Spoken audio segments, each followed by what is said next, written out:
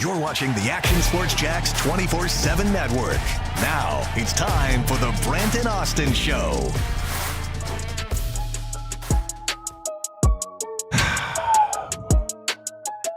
Man, take it all in, digest it, breathe it,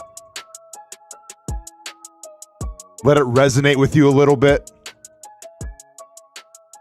Return of the Mac, everybody. Return of the Mac. Something I didn't think we needed. Joe Burrow-esque in terms of swag. And you know what, Hamby? Going into that game, he walks in like that. I'm like, hey, dude, what are you doing, man? You know, I get it's Jeff Bezos, Thursday Night Football, right? In front of the world, prime time, competing with the New York Yankees and Boston Red Sox. I get it, Mac, right? But maybe it's a little too much. And then you see how the game went down. You see the stat line for Mr. Mac Jones, one of Jacksonville's finest. Hamby, I don't think he wore enough. I think he could have. I think he could have even did more with it. 'Cause I'm not gonna lie.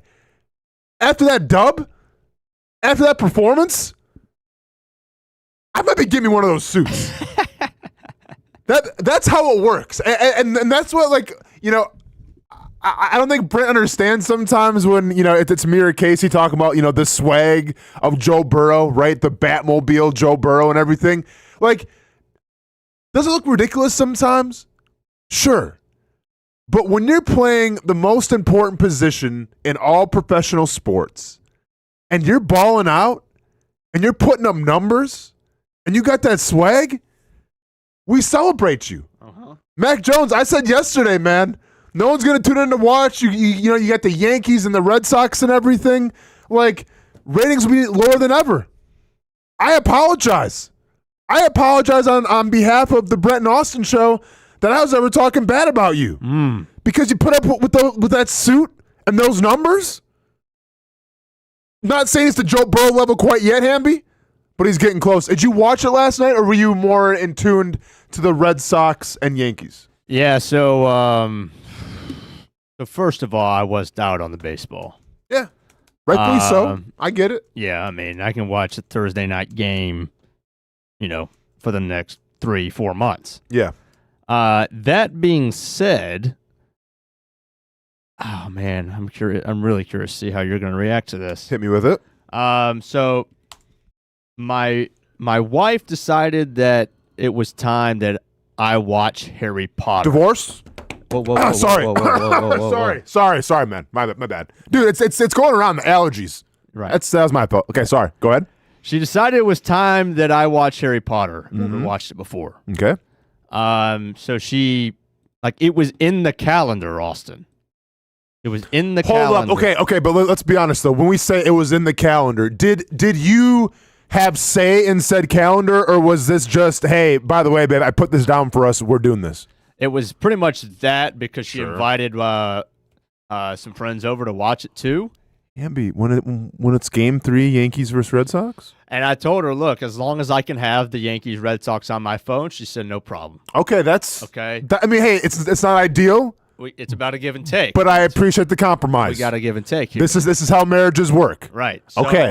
Welcome back, Hamby. Yeah. So I was locked in Red Sox, Yankees. Other than one inning in that game, it was a little bit of a snooze fest. Not that I don't enjoy a pitcher's duel. But okay, hold up real quick though, Hamby, because obviously Harry Potter means something to your wife, yeah? I mean, I guess, yeah. I mean, she likes it. Okay. So let me ask you this though, was there a little discrepancy? Was there a little uneasiness because this meant a lot to her? And then you were obviously distracted with Game 3 Red Sox-Yankees.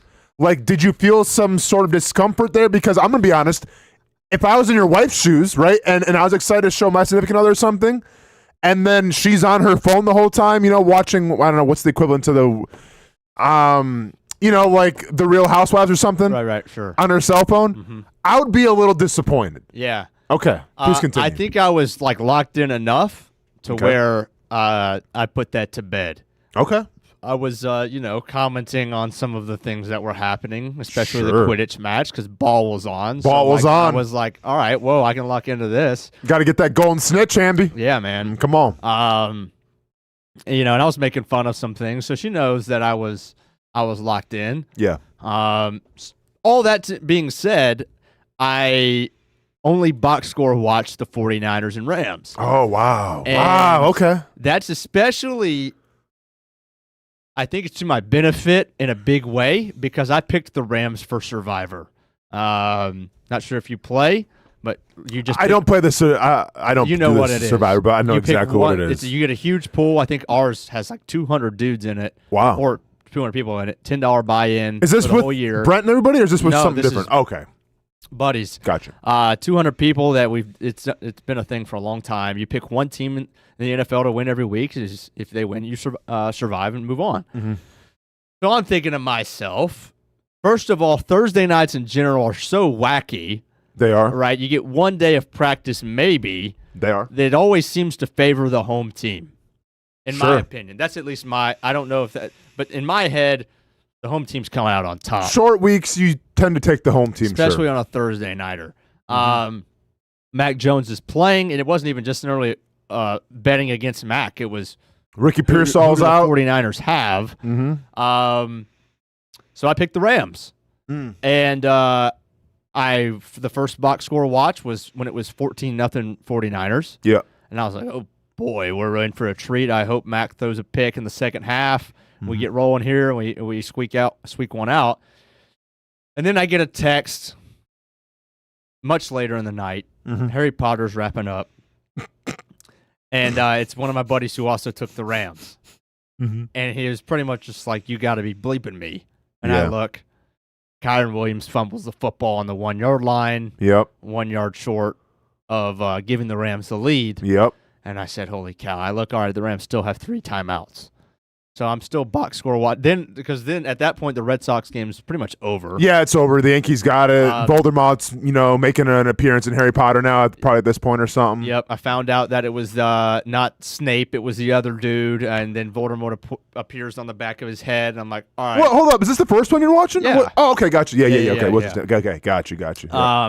So now I see, okay, hey, we got a shot here, 3 timeouts. There's about a minute 15 left. We can get the football back. They're punting out of their own end zone. We'll be at the 50. Happens. We're in OT. Great. I'm satisfied at least. At that point, and then we decided to go forward on 4th and 1. McVay, I think that was like he owned up to it after. Yeah.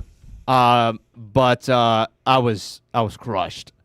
That my Thursday night Rams lost me Survivor, and now I'm out for the rest of the year. Hey, one less thing I got to do, and one less thing I got to pick. So I guess that's a plus. Okay. But I can't believe Mac got me.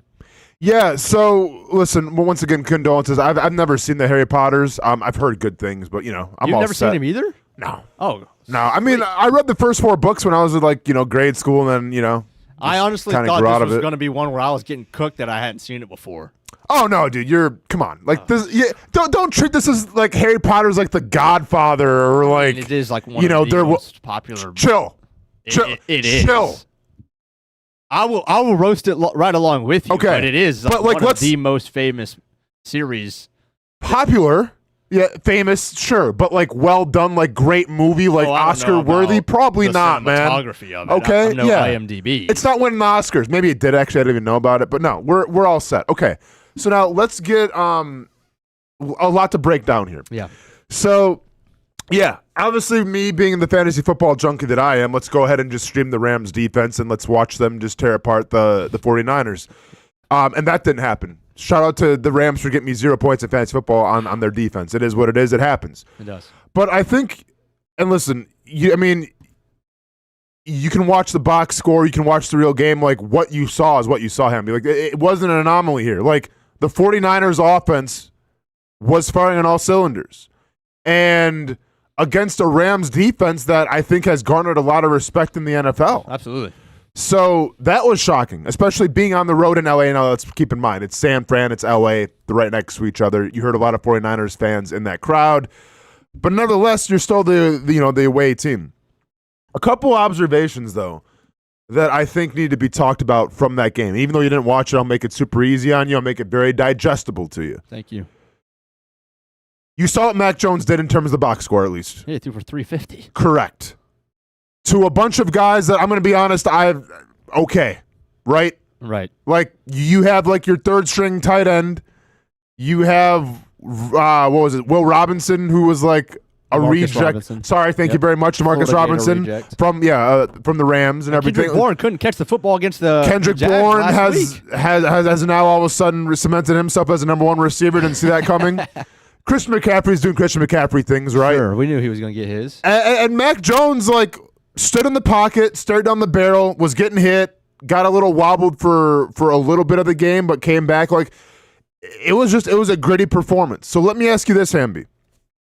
In terms of NFL coaches around the league, and keep in mind with Andy Reid, keep in mind, I'm saying every NFL coach, is there a more quarterback-friendly system, environment, coaching style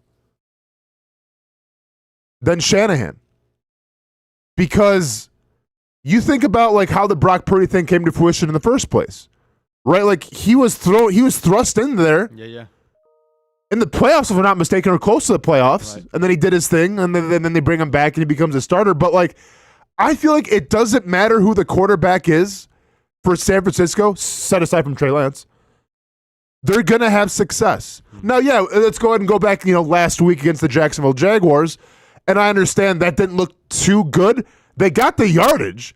It was just stupid turnovers. It was stupid, ball security, hanging on the football and everything. Like, their offense was still doing their thing. It's just they couldn't convert to score to points.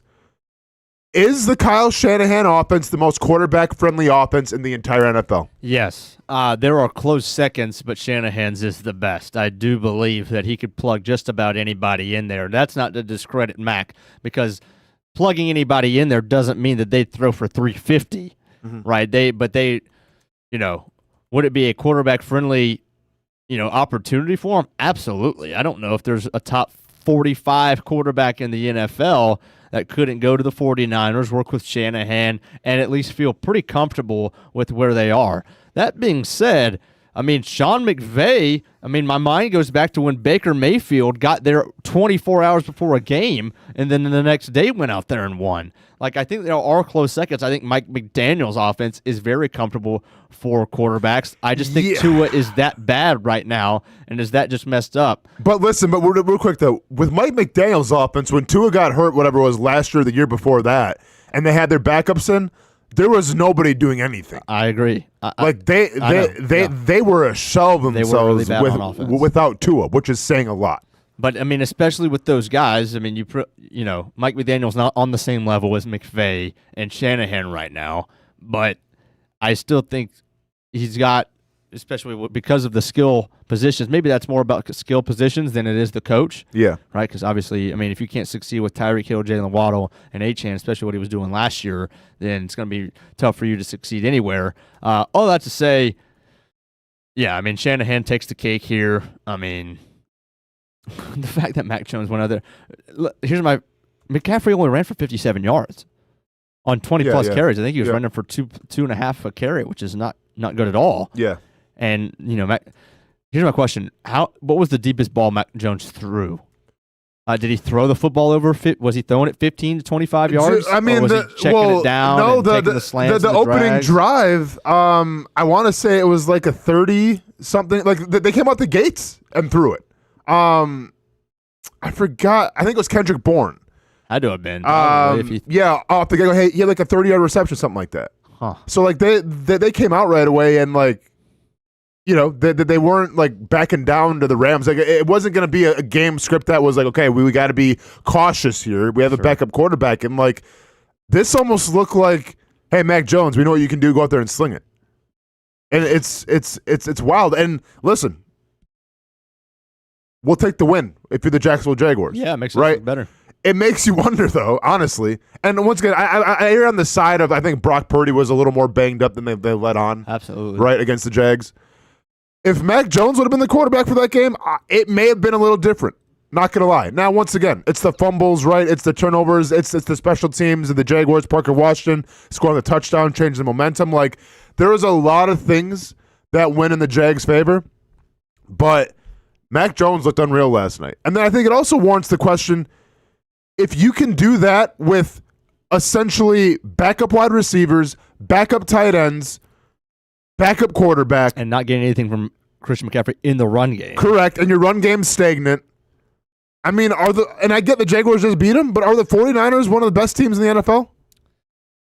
I mean, how can you not think that at this point? And I get it's a week-by-week basis, but once again, you almost feel like the Jaguars kind of got lucky beating the 49ers for how many turnovers the 49ers had. Like, that game should have been a blowout, right? And it was more the Jaguars making some mistakes, self-inflicted penalties, all that stuff.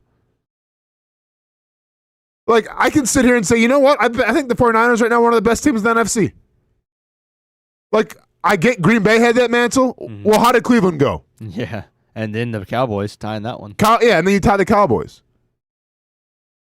I mean, look there. I mean, what do you want me to say, Hamby? They didn't have their top wide receiver. They didn't have their top tight end. Like, any other team, I feel like does that. It's a blowout. Yeah. That's why I picked against them. Yeah, no, for sure. Hey, that's why I had the Rams defense on fantasy. Yeah, I mean, definitely going to be a game at the end of the year that probably cost the Rams the division. I think we can almost say right now that there's a very high likelihood that that's the case, and they're going to look back and be like, holy cow, we had him on a short week at home with Mac Jones, and we couldn't beat him. Yeah. Well, that's why we're not in the playoffs. I think, I guess this is literally just comes down to the turnovers, and it makes me think, who would have turned the football over less last week? I think Mac Jones would have turned the football over less. I don't think he would have thrown those 2 picks. Now, I'm not going to sit here and say that Mac Jones is, always taking care of the football. Like, he throws his picks. Yeah. But, he played about as clean as he could have last night, and I'll just say this. It definitely would have been a different game against the Jaguars last Sunday if Mac Jones plays. Mm-hmm. However, I really don't want to say anything to take away from the fact that the rest of the 49ers outside of Mac looked a lot better, right? Bourne looks like a great last night looks like a great receiver. Sure. Couldn't do anything against the Jags. Was it the drops? Sure, right? But their defense, they gave up a lot of yards to Stafford, but they played pretty stiff, right? They played pretty stubborn. I just think I don't want to say anything that would take away from the Jags. I think it's a big plus that the 49ers showed from a holistic standpoint, a team aspect. They're a lot better than maybe they indicated against the Jags last week. That's a win for the Jags. Okay, 2 more observations. Did the Jaguars make a mistake by letting Mac Jones go? Because, once again, and I don't want to get in the line of what happens if Trevor gets hurt for a game or something like that. Like, we don't want to think like that, right? But so far in terms of the Mac Jones resume this year, when he's been called upon, he's delivered. Yeah. When he's been called upon, the team has won. Did the Jags make a mistake by letting him go? Yes. And y'all killed me for saying that we should probably have taken a better look at our backup quarterback after the second preseason game. Yep. And I'll still do that. Okay. Well, I just thought there were a lot of better options. One of those being Mac Jones, who's just got a lot more playing experience and just think has a stronger arm. Not that Mac has a really strong arm anyway. But yeah, I think they, I didn't expect them to bring him back. I know Gladstone wants to bring their own guy. They want to bring in a guy that knows the offense. So who knows? Maybe Mullins has done wonders for Trevor Lawrence as far as getting him up to speed and helping him out with knowing the offense, knowing the system, knowing Udinski, all that stuff. But Mac Jones, I think, is a significantly better quarterback than Nick Mullins is. Brent? Did the Jaguars make a mistake by letting Mac Jones go? And apparently I'm smoking crack in the chat. I like that. Yes, that's a good start to the. Oh, yeah, that's a great thing when crack. I mean, when your name is DDA, I got nothing for you, dog. Space A. DD, what is that? That's like, I feel like I'm taking my eye test looking at that name. Brent, do you want the same welcome that we started the show with? No. You don't want the vibe? What's the vibe? Hit him with the vibe. The Mac Jones suit? Yeah, does complexion look okay today? I think so. A little better? I said, hey, it's like I broke down, man. When you throw for 300 yards in a game, you can wear whatever you want to wear. You're going to bring some swag to the table. It's Friday, Brent. Let's go. He just doesn't care. I like it. Mm-hmm. I'm going to wear that suit. I got to get a teal one. Get one, man. Just make sure you put up some good numbers then.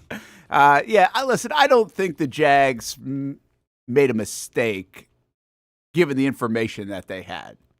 Given the idea and everything else. One was Mac hadn't played that great at the end of last year. Hadn't really played that great when he had his chance in New England. I think now, could Liam and company have him playing better? I think what we're seeing is Shanahan compared to a Belichick offense and compared to what Doug Peterson and Press Taylor were doing and everything else, certainly can get this guy playing pretty good football. And I think that's why Mac went out there, too, is because he wanted that. He wanted good coaching. Yeah. But if you think about why the Jaguars went with Mullins, initially it was part of it because to translate the offense to Trevor Lawrence and stuff. Now, I think you could sit here and argue, well, they've run some problems translating that offense and we can sit here and say, I feel like Mac Jones picked up that offense with Shanahan pretty damn quickly. He did, yeah. So now you had a guy in Purdy that you didn't need that help with, is the point. Purdy could help him instead. And let's be honest, that was a totally different game plan for Mac Jones. I didn't see the other two games that he played than it was like Purdy. I mean, they were, boom, get the ball out. It felt like they really shifted things up. I mean, not about drastic, but definitely was a little different for Mac than it was the way they were trying to run their offense with Purdy last Sunday, I thought. I mean, it was getting the ball out quickly, but it was also getting the ball out a lot. Like, that game script looked like the plan was for Mac Jones to go out there and win a football game. Yeah. As aside from just relying on your run game. Now, the run game didn't do much off the get-go. They can't run but anyway. but they went deep right away with Mac Jones. Yeah. Like, I think that speaks volumes of having confidence in your quarterback. If you don't want to do checkdowns and everything, and you come out the gate against the Rams in L.A. and go, you know what? Let's go deep here. Yeah, but that was about all they did deep, right? It wasn't a lot of shots deep, at least when I was watching. I missed the first part of the game, but a lot of it was just underneath stuff. And I think they even, Kirk Herbstreit commented, it's like, I don't know why they never moved things up, made them try to beat them deep a little bit later. Because they didn't have to? Well, no, I'm talking about the Rams. Defense. Oh, I got you. The Rams. Yeah. I mean, they just gave up underneath stuff all day, basically. So, yeah, listen, I mean, good for Mac. I think Mac can play good quarterback. We were excited when Mac got here. I think, to me, I tweeted it last night, and they're in the game. Coaching matters, right? I mean, obviously, Shanahan's very good, and I think right now it feels like Mac's playing better than Purdy. Now, Purdy's hurt, and so is Mac, and that was the other part about last night. But yeah, I don't think they made a mistake necessarily. I think you could say that. I can say that, but I also would say, do I think Mac Jones is a better quarterback than Nick Mullins? Yeah, I would have said that after they let him go and got Nick Mullins, though. I didn't need these 3 games to show that. I think Mac's a very good backup quarterback, and I think still has done enough things as a starter to say, hey, you can go do what he's doing. What do we always say? 4 games? Can you go win some? Well, he's 3-0. Yeah. And playing pretty good in that system. So good for him, man. Now, listen, you guys have probably said it, but how to lose a game 101. Oh, yeah, I mean, it wasn't good. It was unbelievable. Yep. I mean, it's you just start thinking, it's like, are they trying to lose this football game? And I can't believe a team of that status looked the way they looked. And all in terms of fumbling and everything, and fumbling and miss. They can't line up for a kick. They can't. Yeah. I mean, I don't know what the play was at the end. I mean, McVay's supposed to be a wizard, and you give it to the guy that fumbled the football on the play of the game instead of Stafford and Puka Nacua. I mean, you could have run 14 plays. You talking about the Kyren Williams thing? Yeah. Yeah, but then Kyren Williams had that 30-yard run where he bounced out, which had no business being any kind of positive gain, where it's like, okay, this guy seems to be on tilt a little bit. Let's keep going to him. Do you hate it as much as we hate it as football fans, the run up the middle and 3rd and 1 and 4th and 1, because it feels like it now gets stopped 60-70% of the time. I don't know what the numbers are, but it feels that way. No, well, it depends what it is, right? If you have confidence in your offensive line, then that's just basically saying we're tougher than they are. I get it. Right? And if you convert that as a defensive lineman, that wears on you, right? Yeah. Because if you know what's coming and you can't stop it, yeah, that'll demoralize you. And I think that was the goal from Sean McVay, where Kyren Williams he had a couple nice runs before that play. Let's get him the ball. He's a good, between the tackle runner. He's a very powerful runner, lowers his shoulder and runs. So, let's get him that 1 yard. Let's demoralize the 49ers, get a touchdown, and go win. That's what I think was going through McVay's head. Yeah. My other thing I wanted to bring up, I get because we live in a world where it's fantasy football. We live in a world where it's like the trending topics on Twitter and everything. Is Puka Nacua the best wide receiver in the NFL? Yeah, I've seen a lot of hype around him right now about being even in the MVP conversation. I mean, he's over 50 catches, first time in 5 games anybody's done that, I think it is. And, yeah, I think there's a case to be made. He's starting to remind you or me or whoever of, like, Cooper Kupp with all the catches that he makes in that offense and always seems to be open and find a spot. Now, he's a different style guy, of course. He's a tough dude. Yeah. And not to say Cooper Kupp isn't, but, I mean, he can run you over, too.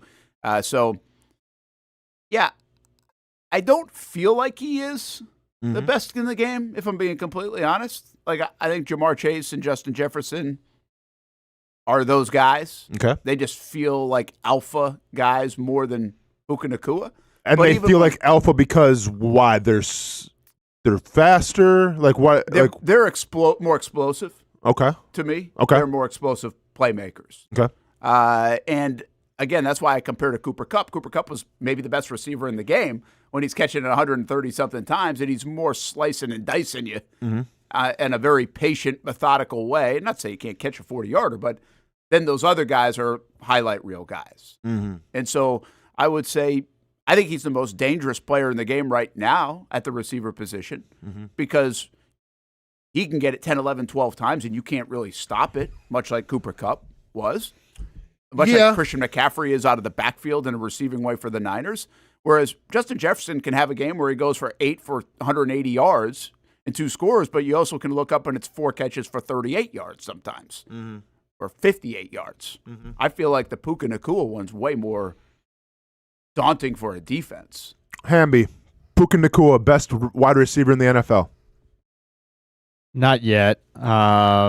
He's right there, but I just don't, he gets fed so much. It's almost more of a volume thing, and I'm not trying to say to discredit him, but I don't think we've seen Chase or Justin Jefferson get fed anywhere close to the way Puka has in the first couple weeks of this season, and I don't think that's just because, like, Chase and Jefferson haven't been open. I think that's game plan. I think that's their own quarterback play. But, I mean, Nacua, there's not almost a game where he doesn't get 11, 12, 13 targets, or they don't give him at least a couple runs or something like that. We haven't seen Chase or Jefferson get anything like close to that so far this year. So, right now where it stands, and I get, like, there's a recency bias, I do think Puka Nacua is the best wide receiver because if you take everything into account, because you can run a jet sweep with Jamar Chase, how's that going to go for him? You can run a jet sweep with Puka Nacua, he's going to lower his shoulder and probably get you 20 yards. And this is the thing. We can sit here and say he gets all the targets, he gets all the receptions. That's fine. But then what happens with the yards after the catch when he gets those short passes? He turns them into long gains. And yeah, he's not going to maybe beat you over the top, but arguably the greatest wide receiver of all time, Jerry Rice, wasn't necessarily known for his speed. Jerry Rice was known for his route running, for his ability to get open and get all those targets and get all those receptions. And that to me is what Puka Nacua is. He's a dependable guy that can run fast, crisp routes, that can get in and out of his breaks, that can receive, and then when he gets the ball in his hands, yeah, he's not the fastest guy. He's not going to burn you maybe for a 90-yard touchdown, even though he had that jet sweep that was like a 70-yard touchdown. But he's going to get you yardage. And I think that's what you want more than anything out of a wide receiver. And by the way, the guy's a hell of a blocker as well. He's a big dude. It reminds me a lot like when DeAndre Hopkins was considered one of the best wide receivers in the NFL. D-Hop wasn't the guy that was always necessarily burning you deep, but he was running solid routes. He had great hands, and he was just super dependable. And he's almost forgotten in terms of the realm of great wide receivers. Like DeAndre Hopkins at one point in Houston was that dude.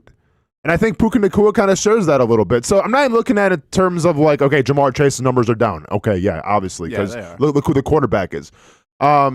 Justin Jefferson's numbers maybe a little down. Obviously, A.J. Brown is, we'll see later. I get all that, but I think if you put Puka Nacua on any single team and you just run those short to intermediate routes and let him work, I think he's going to have success.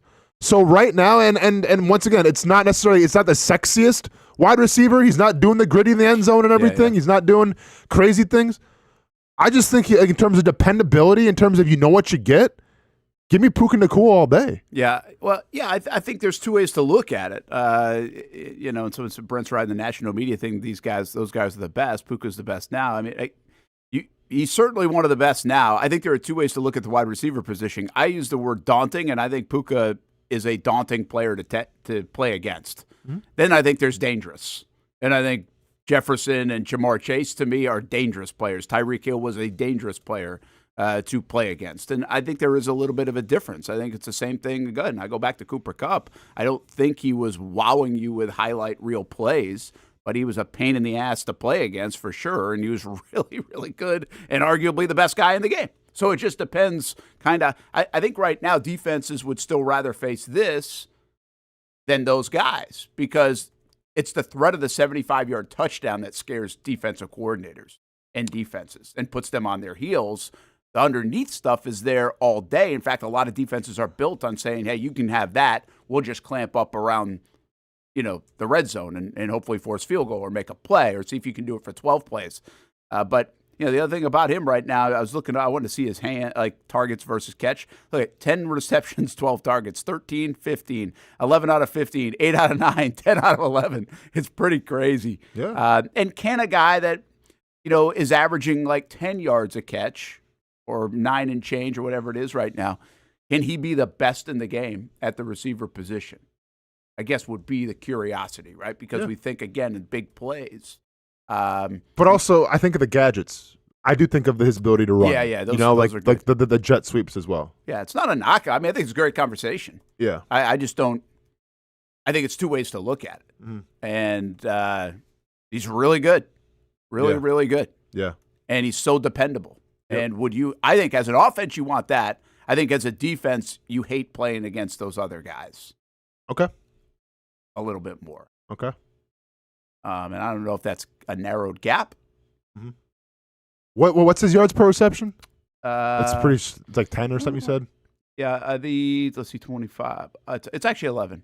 11.3. Okay. Yeah. So he's got 52 catches on 62 targets. See, that's what I like. Yeah. See, that to me reminds me of Hopkins and Kupp, where it's like very dependable that you're going to get it. When you're trying to throw it to Justin Jefferson, Jamar Chase, you might throw it 12 times and 7 of them or 6 of them might hit because of the degree of difficulty, the more explosive play down the field, the home run you're trying to hit, right? So it's such a different receiver in that sense. Yeah, I just think it's such a diva position and it's such a fantasy football, and I'm sure right now in fantasy numbers he's probably killing it because he scored last night. But so that's why a lot of be people would one. side with him, I think, right? Yeah, but also I just think because he's not the most showboaty kind of guy. Yeah. Like Andre Johnson at one point in the NFL, I think was one of the best wide receivers in the NFL, but he never got the love that he deserved because he was the quietest dude ever. Unless Cortland Finnegan wanted to run his mouth, then he felt like he had to do something. Yeah, it's pretty darn good right now. Mm-hmm. And so good that I would have given him the ball on 4th and 1. Yeah, there you go, man. Right? I want the ball in his hands. Yeah. I'll give you that. Yep. Mm-hmm. So wild game. Mm-hmm. And that's a hell of a win by San Fran. And it doesn't matter. This isn't college football. It doesn't make the Jags look any better to me or whatever else. It's week to week. It's what it is. But the Rams, just a real quick, we're going to get the Rams in London here in Jacksonville. Jacksonville will get the Rams in London. I think they're really good, but I think it's debatable how good they are. I mean, how good is that defense? They're good enough to be up 26-7 on the Eagles. Yeah. And then piss it away.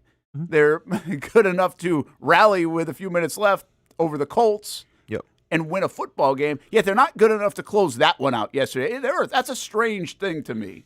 Why they feel like an organization that should be closing things out, and they didn't against Philly, and they didn't last night. They're just their secondary is not good right now. Yeah, Darius Williams is getting older. Their defensive line is pretty solid. Interior defensive line is solid. Edges are pretty good. Linebackers are decent, but their secondary is just not playing to the level that they needed to play right now. Yeah. Mm-hmm. And if that happens, it's a pass-first league. It's going to happen. Yeah, fair enough. That will be where the Jags will probably have to beat them. Yeah. In the past game in a few weeks. Mm-hmm. It's a weird one to look at, that Rams game. And, of course, you get the next two in front of you. That's why I think these are big, because I don't really like the Jags against the Rams. Okay. If I'm being honest. I really don't. Mm-hmm. I think they've got – it's a little mentor versus student, it feels like, too, that I don't like that. But then I watched him last night. I'm like, okay, this isn't overly impressive. Mm-hmm. So, I mean, the way the Jags are playing, I think they can certainly hang with them and beat them, and if things go right for them. And we got picks and wagers today. We got Florida State-Miami game. Tanner Bogarts got screwed. Did you see, actually, like, it happened late last night. Did you see the video of the umps? No. Oh, you hadn't seen I'll that? show it to I you. thought it was a little over the top. 4-1 for the Jags. Could it happen? Parker Washington, we had him last night on Jags Report Live. And we'll have some fun here on a Friday. Hope you're doing well. Brent Austen Show, Action Sports Shacks 24/7 Network. Go Brew Crew. Let's go Blue Jays. Let's go. When it's time to get a new car for anyone in your family, just remember, nobody but Nimnick, the #1 Buick GMC dealer in Jacksonville. Get the latest price breaks on 2023 and 2024 models or the newest 2025 vehicles in the showroom on Phillips Highway or shop online at NimnickBuickGMC.com 24 hours a day. GMC Sierras, Yukons, and the redesigned Acadias, or get the all-new redesigned line with Buicks. It's nobody but Nimnick, and part of the reason why is this is a first-class buying experience here at Nimnick Buick GMC. You're not just a customer, you're a friend. This is about getting a vehicle that best fits you and getting you on the road, and also helping you and your family down the road. Nimnick has a treating you right guarantee, courtesy, respect, fairness. And most Buicks, GMCs, and Jacksonville's only Car Bravo dealer, nobody but Nimnick. Who has put in the most years and stands behind a better experience? Nobody but Nimnick. GMC. We are professional grade. Putting your needs first. It's the backbone of how First Florida Credit Union does business. In all honesty, you might as well be speaking another language when it comes to finances. Sure, I'm good with my money, but what am I missing in the fine print? That's what led me to First Florida Credit Union. They're the perfect choice for anyone starting their financial journey because they keep finances easy. Plus, they offer financial education and resources I can trust. So I'm always growing more confident. And as a young adult, I am constantly adding more responsibilities to my plate. From a car payment to a mortgage, it all adds up. Luckily, First Florida Credit Union makes sure it adds up in all the right places and not the wrong ones by offering better rates and lower fees than traditional banks, even if you're still trying to grow your credit. Because as a member-owned institution, First Florida genuinely puts people's needs first, rather than focusing on profit. So I know as my needs change, they'll be right there to help me reach my goals. Check out firstflorida.org to learn how you can benefit too. It's one of the hot spots in the area. Welcome you to String Sports Brewery out at the beach. Big crowd on hand tonight. The fans are here. And now, the newest hot spot at the beach is open. String Sports Brewery in Jax Beach has opened its doors with rave reviews. We're going to be fans forever. Cozy up to the bar. Grab a seat in the sports-themed restaurant, or grab a seat outside and feel that breeze coming off the beach as the weather warms. Just like the original location in Springfield, try the popular beer menu and come for lunch or dinner too, because the food is fantastic. We got a special guest in the house. He's happy. He's feeling good. He's Trayvon Walker. It's where we hosted Jags Report Live in the football season, and the String Sports Brewery staff can't wait to host you. Hey, welcome back here to String Sports Brewery. And if you haven't checked out the new location in Jax Beach, you got to do it. String Sports Brewery, now with 2 locations in Springfield and now open in Jax Beach on Penman Road. Hi, I'm Greg Mackey from Cycles of Jacksonville. Whether you're looking for a side-by-side, ATV, motorcycle, or scooter, Honda has what you need. The Honda Talon. Ultimate performance meets family-friendly fun. Prices starting at $363 a month. Or the sporty Honda CBR 650 starting at an affordable $204 a month. Stop by and choose your adventure from a full line of Honda products. Only at Cycles of Jacksonville on Atlantic Boulevard. Family owned and operated since 1983. Hello, I'm Kenny Lay of Kenny Lay & Associates. Since 2003, our firm has fought exclusively for the rights of men in family law. Divorce, modification of child support, alimony, custody, and more, all for men. A father is vitally important to a child's life, and being a man is not a reason to pay more in child support or alimony. I'm a single father. I get it. If you have a divorce or other family law issue, contact Kenny Lay & Associates at divorcemenonly.com. CGC Water Treatment and Plumbing is taking their 75-plus years of expertise and expanding to CGC Home Services. Water treatment and plumbing is still a big part of what they do, and now they can do even more for you. Home services like kitchen and bathroom remodeling, showers, sinks, faucets, toilet repair, backflow testing, and the list keeps going. Find all they can do at cgchomeservices.com or give them a call, 904-298-7052. It's a new look and a new name with the same expertise. They've been serving homes like yours since 1946. CGC Home Services, right here in Jacksonville, off St. John's Bluff Road, 904-298-7052. And visit cgchomeservices.com. Florida license number CFC 1432579. Welcome back to the Brent and Austen Show, streaming on the Action Sports Jax 24/7 network.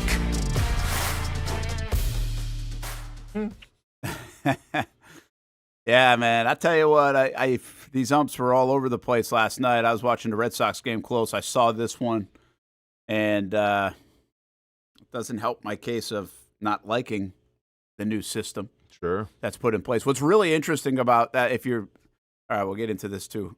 So this is the whole thing is Xander Bogaerts. So you're going to have to play this 100 times while I talk over this. Xander Bogaerts struck out in the ninth inning. They're down 3-0 or 3-1. Yeah. They end up having the tying run on second base. I think it was, right? Second and third? Yeah. It's second and third. Yeah. So eventually, like, who knows what would have happened? The bottom line is this was one of the outs on a strike three call. Well, then the ups, this came out like late last night. I hadn't seen this earlier in the day, or maybe it was and I just missed it. But why would the umpires go through the Padres dugout? That is crazy. I'm like, why would they do that? And I guess there's probably only one way, but this is emotions running high, season over. Oh yeah, man, I'd be pissed off too. Yeah, if the calls look like that. And you kind of want you don't see this a lot in the major league level, right? This becomes a national news story at a 12U baseball game. Yeah. But looked like the ump won a little piece of it too, didn't he? Yeah. Yeah, and then that poor lady in the left is trying to do her job, it looks like, can't even get through. I don't know what she's doing. Oh, yeah, she might be like getting on the field, camera person or something. But yeah, that was pretty wild scene there. And again, I don't know if it cost him the game. You never know the whole thing that goes on, but you can't miss in that spot. Here's the other thing that's pretty interesting to me is next year what you get 2 challenges, and if you win them, then you keep going. Like if you keep winning your challenges, you just keep going, I think. By the 9th inning, and I think this is what Hamby had said when we were discussing this, it's like, is the 8th hitter allowed to do it? Is it Bogaerts? Is it Machado? Is it Tatis? Like, who gets to use the challenge? And by the 9th inning, do you have any left? Sure. So even if he blows this call under the new thing, you'd be able to say, hey, check it out. Mm-hmm. But would you have one left to check out? Especially in a high-stakes game where you're probably more apt to think even in the 5th inning there's a high-leverage spot to use it if you get a bad call. Yeah. So it's pretty wild, interesting reaction. You can't miss there, though. Mm-hmm. You just can't miss those. And I thought like the Red Sox game yesterday, not against the Red Sox, I just thought there were multiple calls in that game that were a little iffy as well. And again, we got the box as our protector, right? But Hamby, I'm going to throw this at you real quick because I tweeted it the other day, and it probably doesn't make a lot of sense unless you're watching the game. But there's like high curveball. I think it was the Red Sox game. Mm-hmm. High curveball drops into the zone, and they're calling it a strike, and it's not a strike. Yeah, it's just not a strike. Like, it doesn't. I don't care if the box is there or not. It's not a strike in 1915, and it's not a strike in 2025. It's just not a strike. So the box, to me, like if that's going to be called a strike, that curveball that dropped, that's going to be the new pitch people throw. I mean, that thing seriously comes in over someone's eyes and drops in the box, allegedly. But anybody, if you took the box away, nobody would say it was a strike. Nobody. So they better get the box right is my point, because I think that's a BS call. I don't know exactly the whole box structure of, I'm assuming it's where it's supposed to cross the plate. Well, yeah. Or assuming. But it is different for every hitter. It is different. Yeah, they do move the box. People suggest that they don't move the box, but They move the Aaron Judge and Altuve box are different. Right. I agree with you that pitch is not a strike at any level. And I've we've on No Gate Fees, we've talked a lot about how nobody calls the belts anymore. Well, that one's not just the belt; that's above the belt. But That's anyway, above the letters. Well, I don't know about that. Dude, they call the high strike now. They call the letters. No, like they don't. will call the high strike. No. This thing was above it. Brent, they don't call the letters. They don't call the letters. The top of that box to me, We'll have to go find the top one. of that box to me is at the letters. I Now don't maybe it's not as high up on the letter. Maybe the bottom of the letter. Yeah. Maybe above. Well, that would be where you're wearing your jersey right now. Like yeah, you got to get down to your belly button a little bit. So the bottom part of that Brewers, I feel like they're calling that high pitch is right there. I don't know. We'd have to go look at the video. Regardless, I still think this is going to ABS when it comes will benefit hitters way more than it does pitchers, even if they're getting that high strike call. There's so many pitches that are a ball out and a ball down. Case in point with Bogarts last night that always get called by really every umpire. That if a hitter can actually have a really good feel for whether that ball is a ball out, it's gonna batting averages will go up, Ks will go down, walks will go up. I think we'll see more offense. You like the system coming in? Yeah, it's fine. I mean, I think it's going to hold people, like it's going to back up accountability, which I'm all for. Now you got to be careful how you use it, right? Because you have to use it in high leverage situations, but you want to make sure you have one for the 9th. But yeah, I mean, I like it. It's cool. Yeah, I mean, how did it's you don't like, care. Yeah. Well, until basically, yeah. I mean, screws your Brewers. Well, no. I mean, I don't care until I see it. Like, I can sit here and say it's going to be one thing, but like until I actually see it used and how it like. I mean, this is how sports work, guys. Like, you can sit here and implement rules, and we don't know how it's going to look until we actually see it. Like, look at the kickoff rule in the NFL, right? We all had something to say about it, and then we actually saw how it was being used, and now you can form an opinion. Like, it's hard for me to sit here and say, like, oh, yeah, this is going to be a crappy rule. This is going to be a great rule. I actually need to see it in a game and let it flow to see what it looks like. Yeah, and we'll see how much. Again, I think the two challenges create an interesting dynamic. Yeah, it'll be fun on a lot of different levels and how people will utilize that. But I do think it will benefit hitting him because the hitters are damn good. Like their eyes are damn good. I mean, you take guys like Schwarber and especially the best in the game, they know when it's out. And even when they contest it, it's like right on the edge and might have caught that thing. Like they were almost right. Mm-hmm. And the umps overall, I think, are pretty good too. That's just a bad spot. It's a bad spot to do it. What do you think the next round here? You like man? You're about to live it. Brewers and Cubs. So, I mean, I'm happy, but I'm also obviously I'm a little nervous. But if you're asking me which team I would have rather faced between the Cubs and the Padres, I would much rather face the Cubs. Okay. So, yeah. I mean, I'm excited for this series. Starts Saturday and everything, and obviously it's a rivalry. And I mean, I think positive to the Cubs is they're going to fill up. I call it Miller Park still, but it's like American Financial Field, and the Brewers fans will fill up Wrigley. So it's the stadiums are very close to each other, so it's not going to really be a home field advantage. I feel like, yeah. But give me the grit of the Brewers over like the analytical side with Craig Counsell and the Cubs. Yeah, it'll be interesting to see how the Brewers can handle this, and the Cubs do too. How about the Dodgers-Phillies now? That'll be fun. That's a World Series. Yeah. I mean, that could be the World Series right there. That essentially feels like a World Series. Like if you could pick two teams to play in the World Series, you might pick those two. Yeah. Right. Yeah. If it didn't matter. The one other thing I just told Austen this in the break. I was like, the AL is just not that great. Like they're not bad. They're just not great. Like I look at the Yankees and I'm like, meh.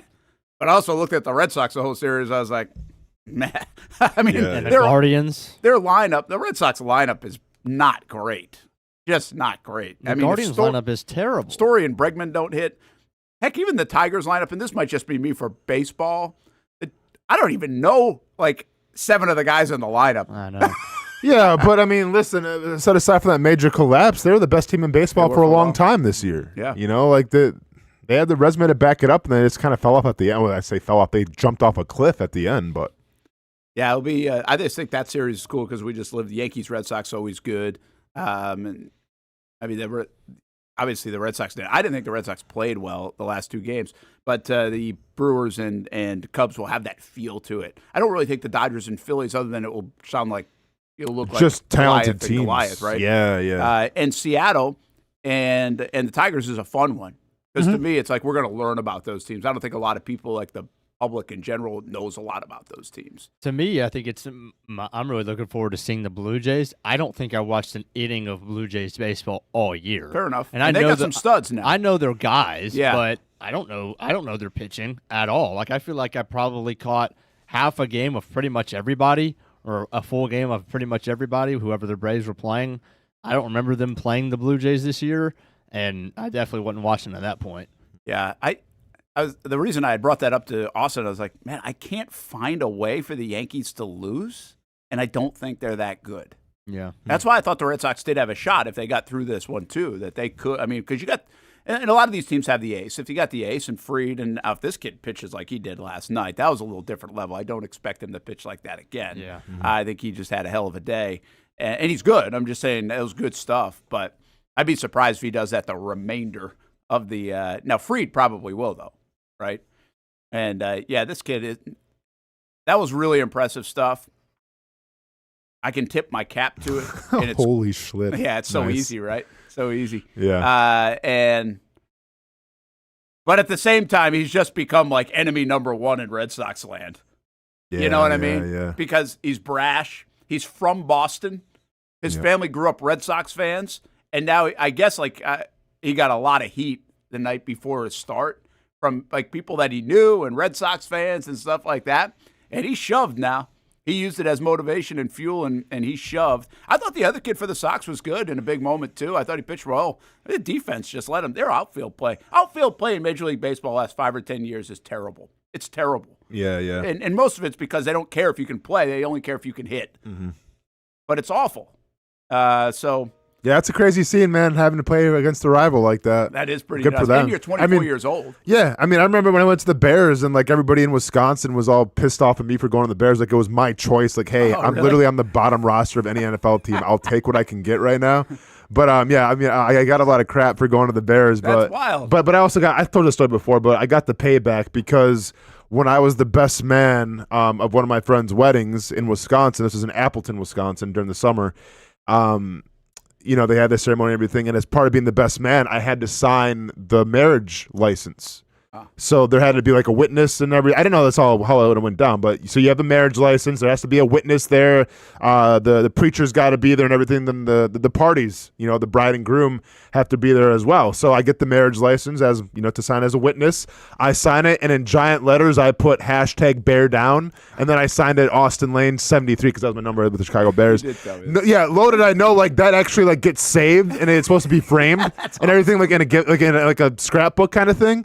So yeah, my friend thought it was funny. The bride was not super impressed with it, and probably regretting her decision of making me the best man. Yeah, but here we are. Like Jane Goodall moment. You just didn't know any better. Just didn't know any better, man. I mean, listen, I didn't care if I was going to offend people or not. Like I'm getting my payback, and that was the ultimate payback. Mr. Hugo, who's the best bunting team left in the playoffs? Come on, Brent. I think we know that answer. Your team. I mean, they're pretty good at bunting. Pretty good. They're pretty good at bunting.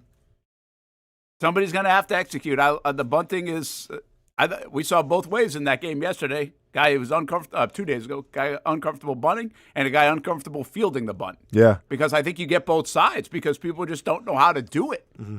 And I think that's part of this time of year. And you're a team that can do it a little bit. Yeah. You think chicks dig the home run balls? Nah. Single after single after single. Suicide squeeze to a single to a suicide squeeze. Yeah, man. That's in part why I think I am rooting for your Brew Crew. I think you can win that way. I do think you can win that way. I hope so, Brent. But I got one other thought, guys, when you watch this. And, Abby, you know this from hitting. The other day, I think this happened in the Reds game. The young kid, the Sal Stewart guy, is supposed to be a big-time prospect for them. He hardly even swung. Like, he didn't take, this big swing. He hardly even, rotated his hips. He just, boom, played pepper with the ball to right field for the first 2 runs of the game. They took a 2-0 lead. Mm-hmm. yesterday in the Red Sox game, like we saw something similar. The guy, I forget who it was. He shortened up, Gonzalez maybe. Boom. I really think these guys are such good hitters that they can do that. That they can, if they want to choke up, shorten up, do that old approach. Let's just say the old approach. Yeah. That you can, they're so good that they can hit a line drive somewhere. But they just are so reluctant to do it because of today's day and age. And so they're swinging at balls out of the zone, and they're taking big swings on 2 strikes, and they've got nothing doing against this guy like last night because he's owning them, and they don't make the adjustment to just put the ball in play. The Yankees actually did that one inning. They've kind of they found holes. Yeah. They weren't swinging for the downs on those. And I just feel like they're such good hitters at this time of year. You got to do that. I think that, again, like your team that isn't trying to hit 15 homers in a game, I think has a real good chance to do that. Now you got to piece some things together. I get it. But it'll be interesting to see if that style can win. I do think whoever wins has that style. You've got to play that style when the time is right at the very least. Yeah. Later in the innings and things like that, or when there's a guy on second, 2 outs. Yeah. I don't care if you hit a 450-foot homer at that time. For sure. This is my World Series right here. Brewers Cubs. Oh, like I don't. You don't care what happens after. I mean, it'd be nice, right? You know, when for Bob and everything. But like, listen, if the Cubs beat the Brewers in this, and then I got to come up to work every single day knowing that, like, I'll never recover from it. I'll never be the same person again. Ever. Well, unless like the next season. Give me a year. Give me a year for redemption. Yeah. But I'll tell you right now, say goodbye to Twitter. You ain't going to see me back on Twitter retweeting anything. If I have to deal with Cubs fans, in my algorithm celebrating everything, we're done. I was okay yesterday. Like I thought I'd be worse, but I think it was because it wasn't that dramatic at the end. Once it got to 4-0, you knew it was over. And I don't like seeing everything on my timeline right now, if I'm being honest. Right. It gets a little annoying. But cleanse it, Brent. It's just so weird for anything, me, man. Anything Yankees. I'm literally like texting with Travis Chapman last night as he's popping champagne against my Red Sox. It's a very bizarre thing for me internally. Yeah. I want to have texted him. I wouldn't even talk to him. Forget him. Oh, I think I said something like congratulations. Oh, okay. I think I got you. Nice. So I don't think he fully understands. Like I think he knows I'm a Sox fan, not a Yankees fan. I don't think he fully understands that I really don't like the Yankees. Yeah. Because we do like him. He's easy to root for. Mm-hmm. Those guys, I think, are saving their jobs, quite frankly, at the moment. I mean, Boone's done if they lose last night. Sure. I think so. I mean, it's not even I think so. Like, it has to be. How can you not? Yeah. It just has to be. They can't continue to bring Boone back if they don't win big. Now, they did just go to the series last year. I get that. But, and Cashman, for that matter. I mean, it feels like okay to be just okay in Yankee land, which is so weird.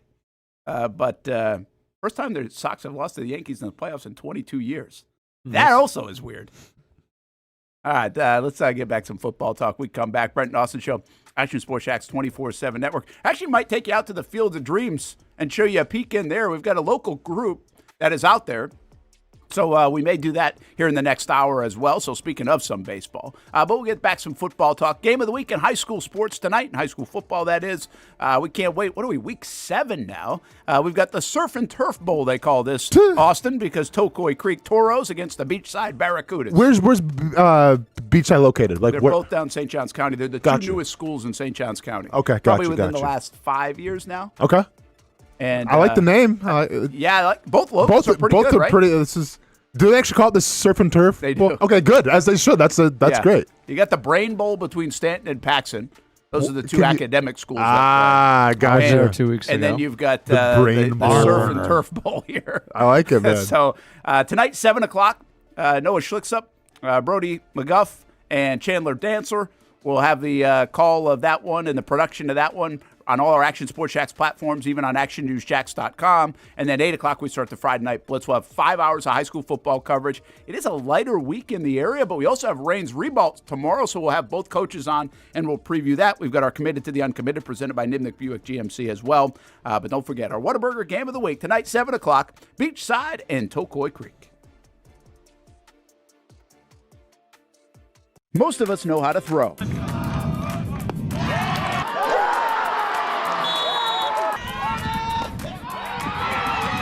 But you need to know what to throw. I'm not talking about footballs, baseballs, softballs. We're talking about those items you need to recycle. Republic Services explains it easy. Recycling simplified. 1. Know what to throw. When in doubt, throw it out. 2. Empty, clean, and dry those materials. It takes an extra minute, but it makes a big difference. And 3. Don't bag it. This makes the recycling process faster and more efficient. This is a look at the Republic Services North Florida Recycling Center. You can make this process even more efficient. By utilizing those 3 steps, Republic Services can help you become a better recycler in your home. Learn more at recyclingsimplified.com. For the game day hustle and every day in between, juggling my show Jags Social to going under the Friday night lights and a social life, it's a daily tournament. But this ride, MVP status. The all-new 2024 Lincoln Nautilus isn't just my car, it's my personal locker room, office on the go, and VIP lounge on wheels. Let's talk tech.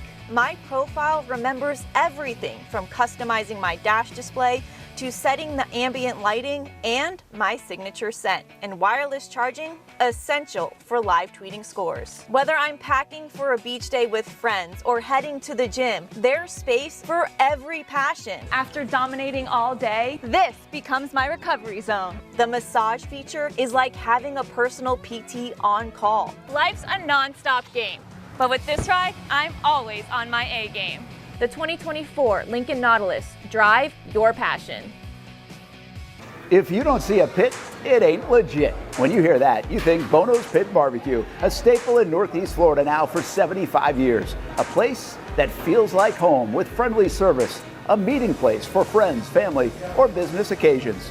On the menu, the corn nuggets are a favorite in our house, but there's something for everyone. Sandwiches, platters, salads, sides, desserts, and family feasts. You see Bono's all over the place in Northeast Florida. You know, there are almost 20 locations in the Jacksonville area now, so stop on by, sit down, and dine in with Bono's. You can also take it to go. There are drive-thrus in many of the locations, and they have delivery options too.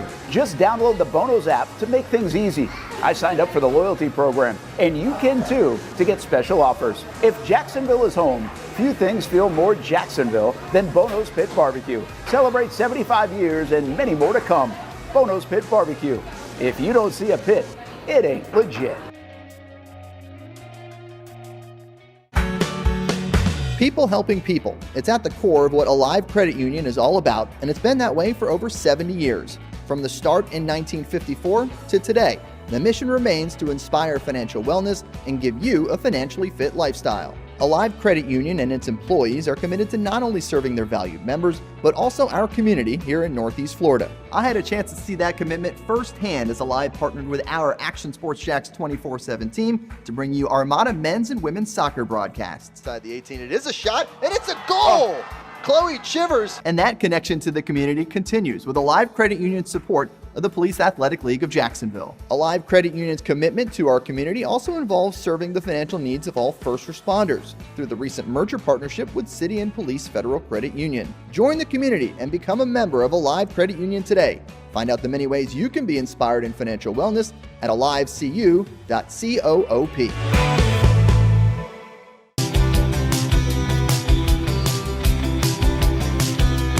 Welcome inside the Armor Guard exterior and gutter helmet showroom. There's a lot going on, like glass exteriors, replacement windows, and down there we have the retractable screens and awnings, plus hurricane protection.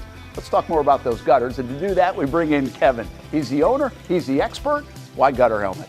Well, Gutter Helmet is truly the only maintenance-free product. It lets the trash and debris go on the ground The water wraps around and goes inside.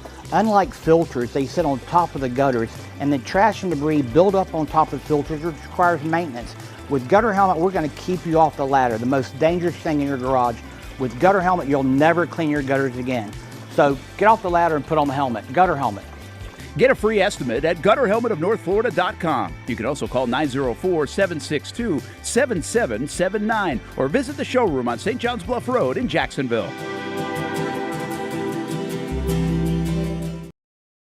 Welcome back to the Brent and Austen Show, streaming on the Action Sports Jax 24/7 network.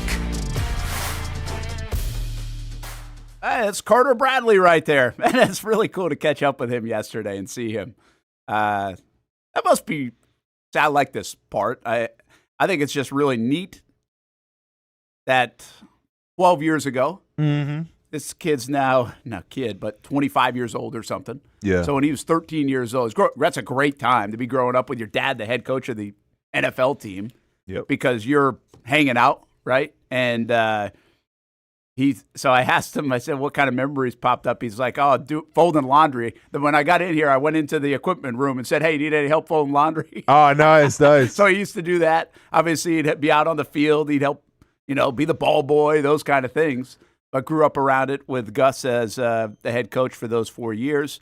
And he was just so excited to be here. They've kept their house here, which we've known that for a while. And he has actually lived in that house quite a bit because he loves to fish and loves to hunt. And he had his high school ball in Providence, so he's kind of from here. Spent 4th of July there a time or two. Oh, you did? Yeah. So, so he was down the road. Like, he got released by San Fran, and he was just hanging out down here, working out. Because his dad they still have the house, right? When his they dad still had the house, yeah. That's again, cool. that's convenient. Carter basically uses it probably more than the rest of the family, is my point, over the years. Sure. Because he comes back in the off season, and this is what he calls home. While Gus is living over the years in Indianapolis or San Fran or Vegas or L.A. I think. I mean, they've been all around the block. So he just literally had to drive like 12 minutes to the stadium. Good for him. When he got the call. Good for him, man. Good for him. Pretty good stuff. And where did he go to college? Out of high school, he went first. to Toledo, and then he went to South Alabama. And I think he stayed at Jags. South Alabama the rest of the way. I mean, how cool is that? Is that under the Jaguars? Jags, that's a good call. What a connection. Didn't even think about that part. There you go. Are they the only Jaguars, too? Yes. In college sports? I think so. Now I'm just trying to think, is this the first time, and this can't be right, but maybe, is this the first time in NFL history that an alma mater had the same name as your pro team that you play for? It can't be. There's no way. Give me another example, gentlemen. Lions. The's got to be a Lions. How many Lions teams are there? There could be Nittany Lions if you want to be technical. Oh, Nittany Lions. Okay.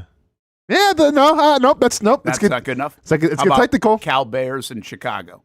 Yeah, you're right. Golden Bears, though, Brent. Nope. No. That's the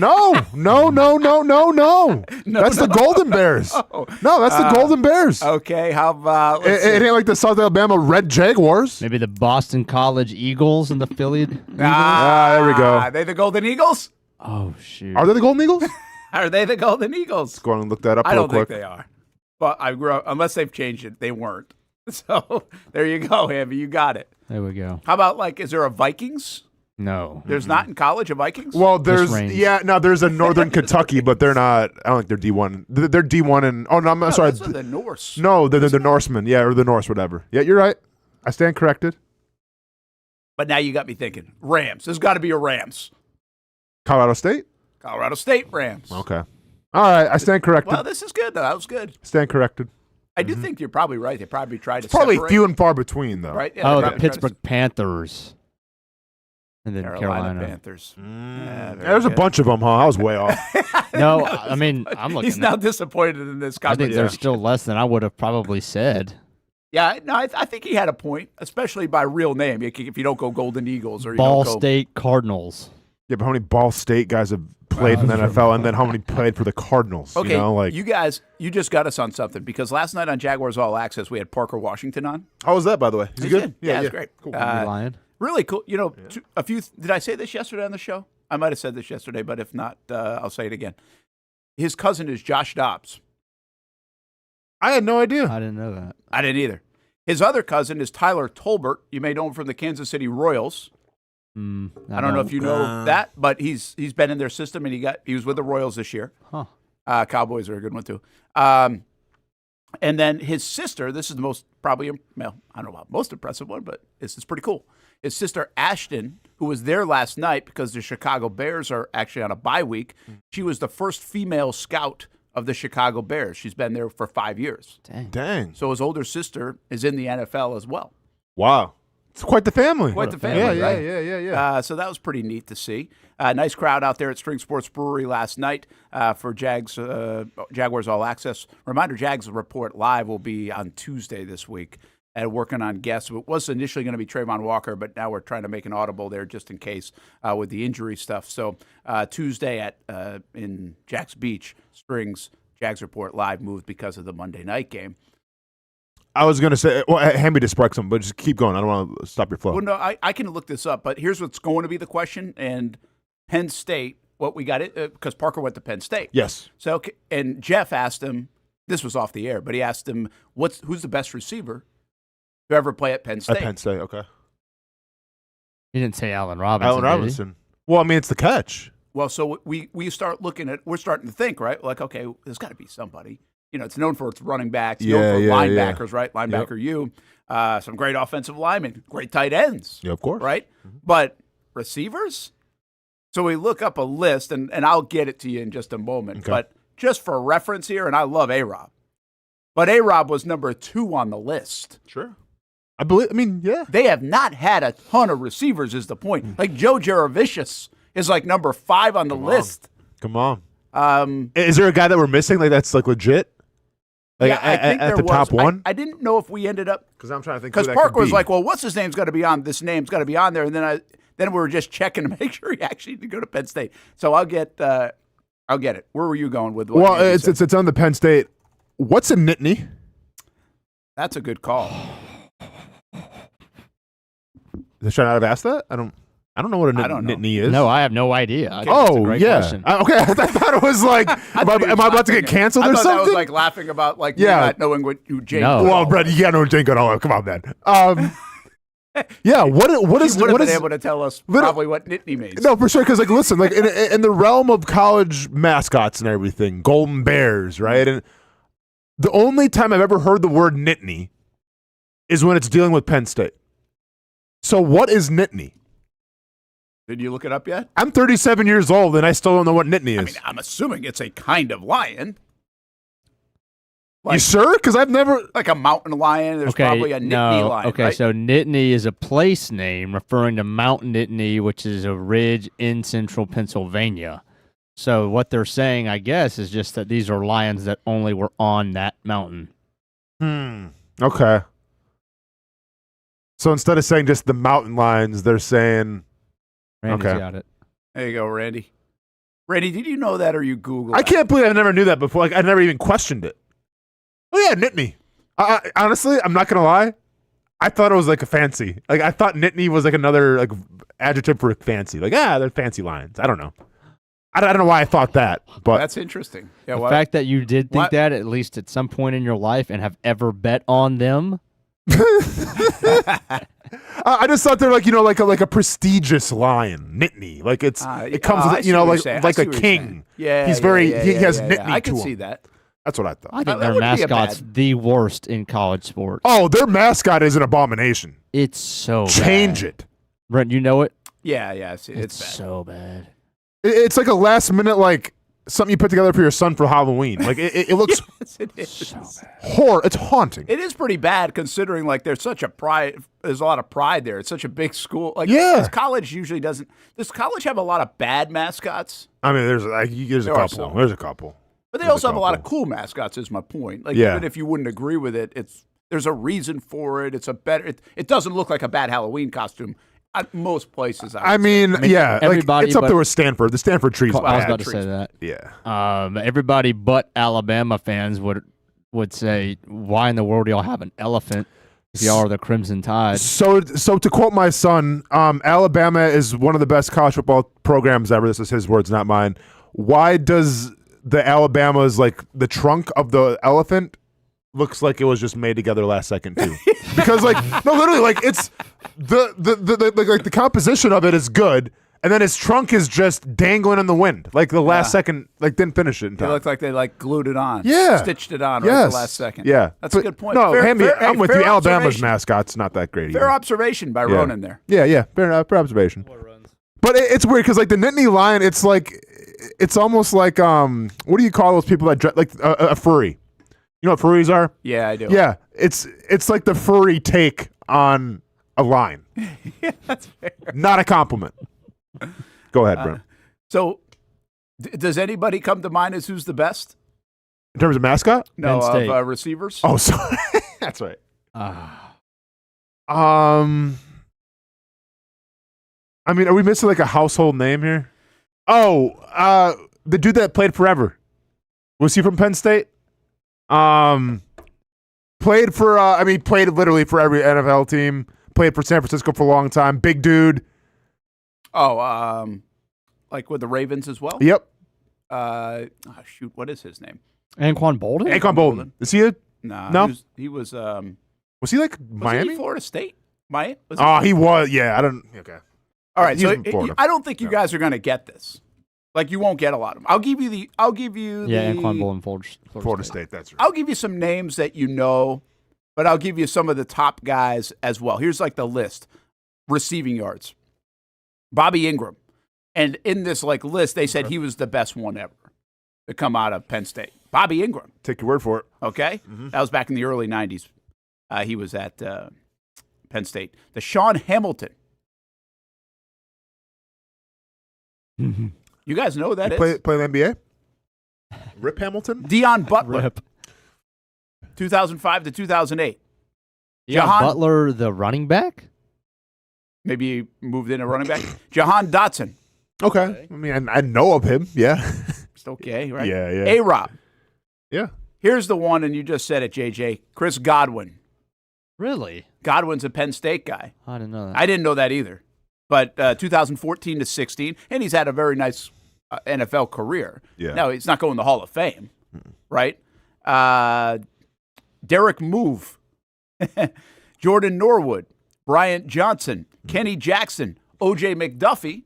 Oh, okay. He was a good player. Heard him. And he was pretty good in the NFL. I think it was just okay, right? Parker is number 12 on their all-time list.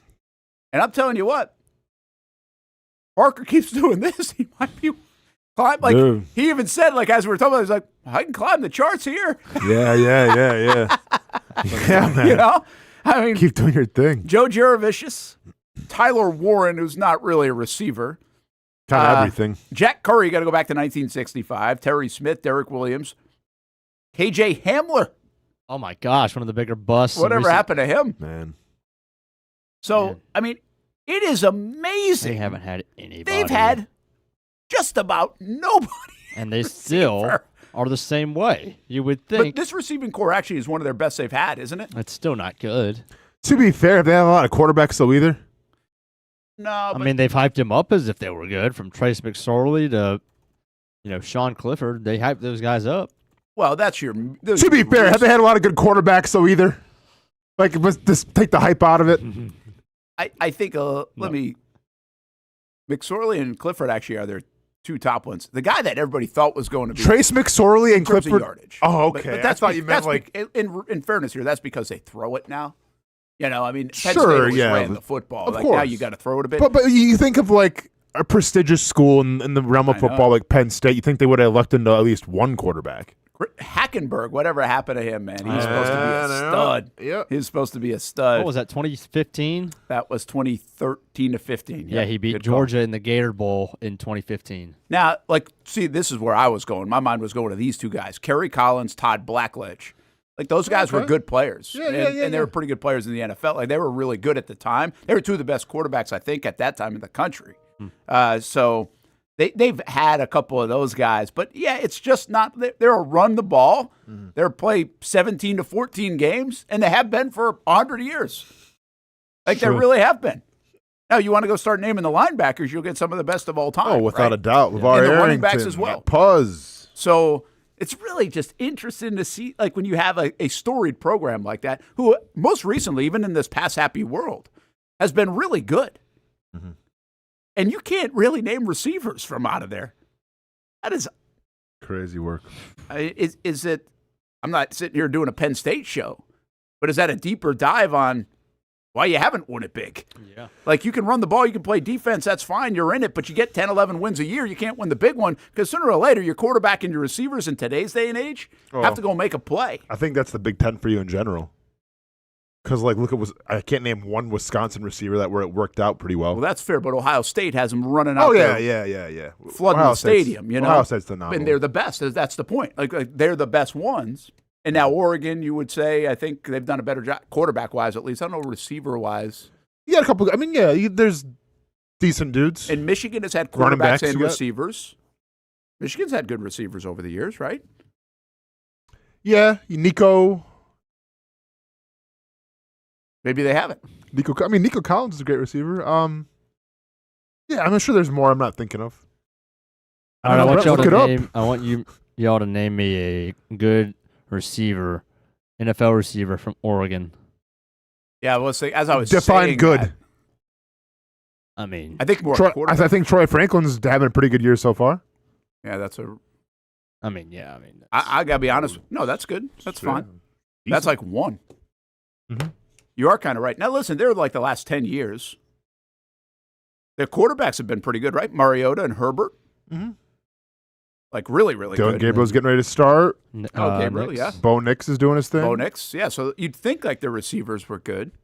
But not really. They have like a little slot guy or something. That's what it feels like. It's little speed guys that don't have the prototypical NFL type physiques, I feel like. Yeah. Mm-hmm. Now, this year it's different. This year they got a legitimate wide receiver. They have a legitimate tight end. He might be the best tight end in the country, one of the best. So. Hey, by the way, what is your guy on? Dan Lanning. Jeez. I'll talk about who. Yeah. He's different, man. I like it, dude. Like, I like Lanning too, but that was an uncomfortable watch after the game. Dude, you know what he's on? He's on football. That's what it is.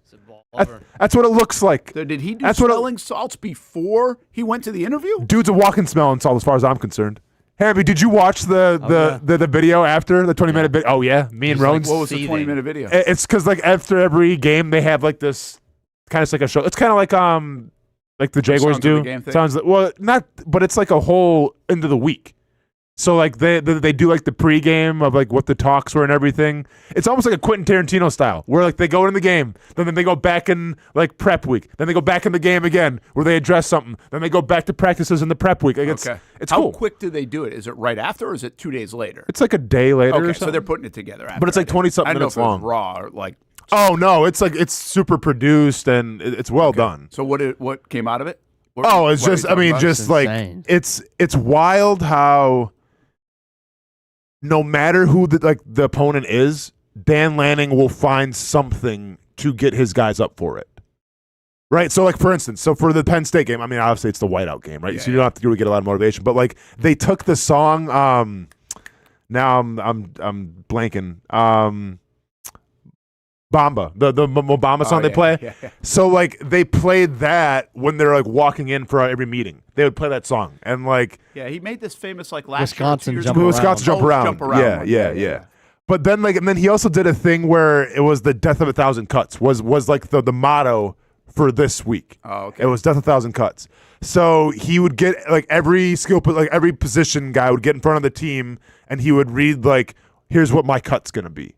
Like, if I'm on defense, if I knock down a ball, if I make a tackle, that's a cut, that's a cut. So then for the whole week, he had different position groups get in there and say what their cuts are going to be. And then at the end, he finally is like, hey, when we add up all these things, it's not going to be just one, punch out. It's going to be the death by 1,000 cuts because Penn State's good. We're playing in their whiteout game and everything. So then they flash forward to overtime. It's well done. Well done. I mean, if you're not an Oregon fan or you don't like have any ties to it, I get like not seeing, you don't care about it, but like my son eats all that up. Do you love that as an athlete? Yeah, I mean, you love all that stuff. It doesn't get old, I guess, because I feel like if you know it's coming, or do you look forward to like, hey, what's this week's going to be? What are we rallying around this week? I love it if it's genuine, and I love it if it means something. And this is why I'm a huge fan of Dan Lanning, what he does, because like he finds motivation in sometimes like the weirdest ways. Yeah, different. But So the it's not guys play for him. cliche-ish Yeah, as yeah. well. See, that's a big thing, keeping it fresh like keeping that, it fresh. right? Yeah. And I think these guys down here in this building are trying to do the same thing. Like they've talked about not necessarily that. I think the Kay Adams had who Eric Armstead on. He was talking about Campanile. He'll find Jaguars clips like in the jungle and stuff. Yeah, yeah. But like I don't really think that's that uncommon. I'm talking about how they learn, how they absorb. Like Liam has said, hey, we'll get guys up. We'll get them in the meeting room. We'll get them out on the flex field. We'll get them out. Like they don't make it monotonous. Yeah. And I think that's an important part of it. If you're going to buy guys into it, sell them on, hey, you got to buy into something every week. Yeah. It can't be like, oh, here we go again. This sounds very similar. And that's probably what Lanning does a really good job of. Hamby, I think I asked this question last year during the college football season, but I can't remember what the answer was. Is Lanning a lot like Kirby? Like, does Kirby Smart do all this or not? Yes. But like to the same like energy and everything, because I mean like we don't like I don't see like the Georgia post game videos and all the montages and things. No, I think as far as like creating motivation, I think Kirby definitely goes and seeks it. Okay, but I think it's at the same like energy level. Like yes. he's just like a lot calmer now. It's Nick Saban-esque, right? Where it's like you almost have this aura about you where you don't gotta like do all this hype stuff because hey, I'm Kirby Smart. He's like, also I know just what I'm doing. older now. Like he's pressing 50, Lanning's like 35. I mean, yeah, but I think actually I'm going to half agree with you guys on this. I think Kirby's a maniac just like Lanning is. I agree. I mean, I think Saban comes off that like he's a maniac probably in his own way, but we have a more vision of him in the last 10 or 15 years where he's getting older. Kirby's not like that old. Kirby's above Lanning, but he's not that old. And so I think he's a maniac. He's jumping up and down. He's jumping on guys after like a turnover. Yeah. Like he will still do some of that stuff, which that's in front of cameras. What's he doing behind closed doors? You never know. And I think this is interesting, and don't take this like too political, but I also believe Alabama and Georgia, you're in a more conservative part of the world, so you kind of button that thing up a little bit. You don't really unleash it. Oregon, I think you embrace the hell out of all that stuff. I think you showcase it. And whether you want to call that conservative or not, I also call it your new age or old school. Like you're traditional in the sense of Alabama and Georgia where everything's got to be closed. Don't tell them what's going on. Meanwhile, I think Lanning is like pushing these videos out because he knows the people love it. Yeah. They want the content. It's good recruiting. And listen, Oregon's one of the cooler programs, if you will, right? Yep. Right now in college for football. sure. Because that's really what they've changed over the last 15 years based on Nike uniforms. And now he fits that, I think, as a younger coach in the way he goes about his business. People are saying that Lanning might be one of the next favorite coaches in the NFL. Like if he keeps having success. They've rumored him for a long time. Yeah. Can that work in the NFL? I mean, I think of insanity. No, because no. I think he's self-aware enough to know like you don't have to do that level of insanity. But I still think like he would be one of the more like I almost get the vibe of like a Dan Campbell, not necessarily like like the grit. I mean, I don't know. I get grit from Lanning as well, but I just feel like he's gonna know how to operate the locker room. Yeah. It's not gonna be a bunch of montages and like trying to motivate young men. It's gonna be more about okay, you guys are grown ass men, but like let's get up, let's get motivated still. That makes sense. Like you motivate young men and NFL players differently. I think agree. Lanning has the self-awareness to do that. I ask you a strange question here because I just thought of it. What you're saying about Lanning fitting in the NFL, I get it. I think he could probably adjust to it. He also has a little bit of that, I don't know, spunky doesn't sound like a football word, right? But I go to Cohen and what he's doing now. Mm-hmm. Like Cohen is this high energy, can be in your face. Mm-hmm. Like look at the post games, look at the pre games, look at the meetings, look at all that stuff that you're seeing, and actually in a roundabout way says, like if you compare a little bit of Lanning to Kenny B. Dan Campbell, does Cohen have some Dan Campbell in him? Liam Cohen. Yeah. Okay. With the intensity. Sure. With you can feel him.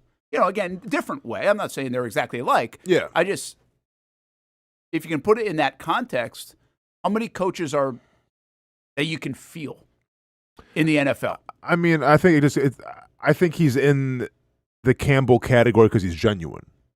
Okay. Yeah. Because if he doesn't like something, he'll tell you. Yeah. If he likes something, he'll tell you. If he's excited about something, he'll tell you. There's some coaches that just hide behind this shield where it's like, I'm not going to let you guys in at all. Campbell lets you in.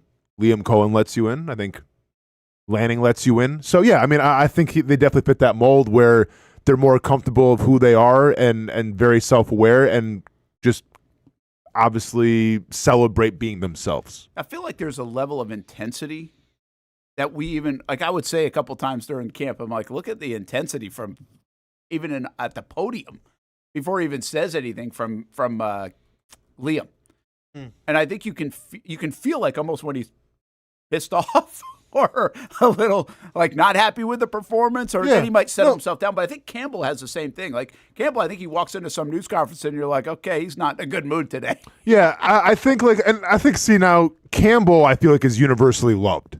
Well, that's true. Yeah, there's a difference there in the. That's the difference versus. But like, and you're not probably gonna like it because I don't think you really like this dude. But I think it's comparable. I think Liam Cohen is Nick Sirianni. I think Nick Sirianni is a guy in Philly that they love to play for. Saquon Barkley even said it himself. We look at Nick Sirianni from the outside and we're like, this dude comes across kind of, goofy. Yeah, well, and I would say that like kind of like a prick. Oh yeah. Okay. And no, he doesn't. You don't like him. Yeah. Yeah. They don't, I don't think a lot of people like Nick Sirianni if you're not an Eagles fan. Yeah. I think a lot of people, we celebrate Liam Cohen as we should. Look what he's done so far. But I think a lot of people on the outside don't necessarily like Liam Cohen. Yeah, that's fair. Yeah, that's. I think there are a couple of things about Sirianni. There might be that, but it's also there's a quirkiness to it at times. To Sirianni? Yeah. Okay. Right. I mean, I think there's a quirkiness to him, and from the outside looking in. And you've seen him do stuff on the sidelines, right? No, of course, but I just think like people think he comes across as like cocky and like full of himself. Yeah. And I think you're. But the players love to play for him. If there is one coach that would have done what Liam Cohen did this past week with Saleh, I'd probably put Sirianni very high on the list. Of course. True. Yeah, he ain't gonna take what? Right?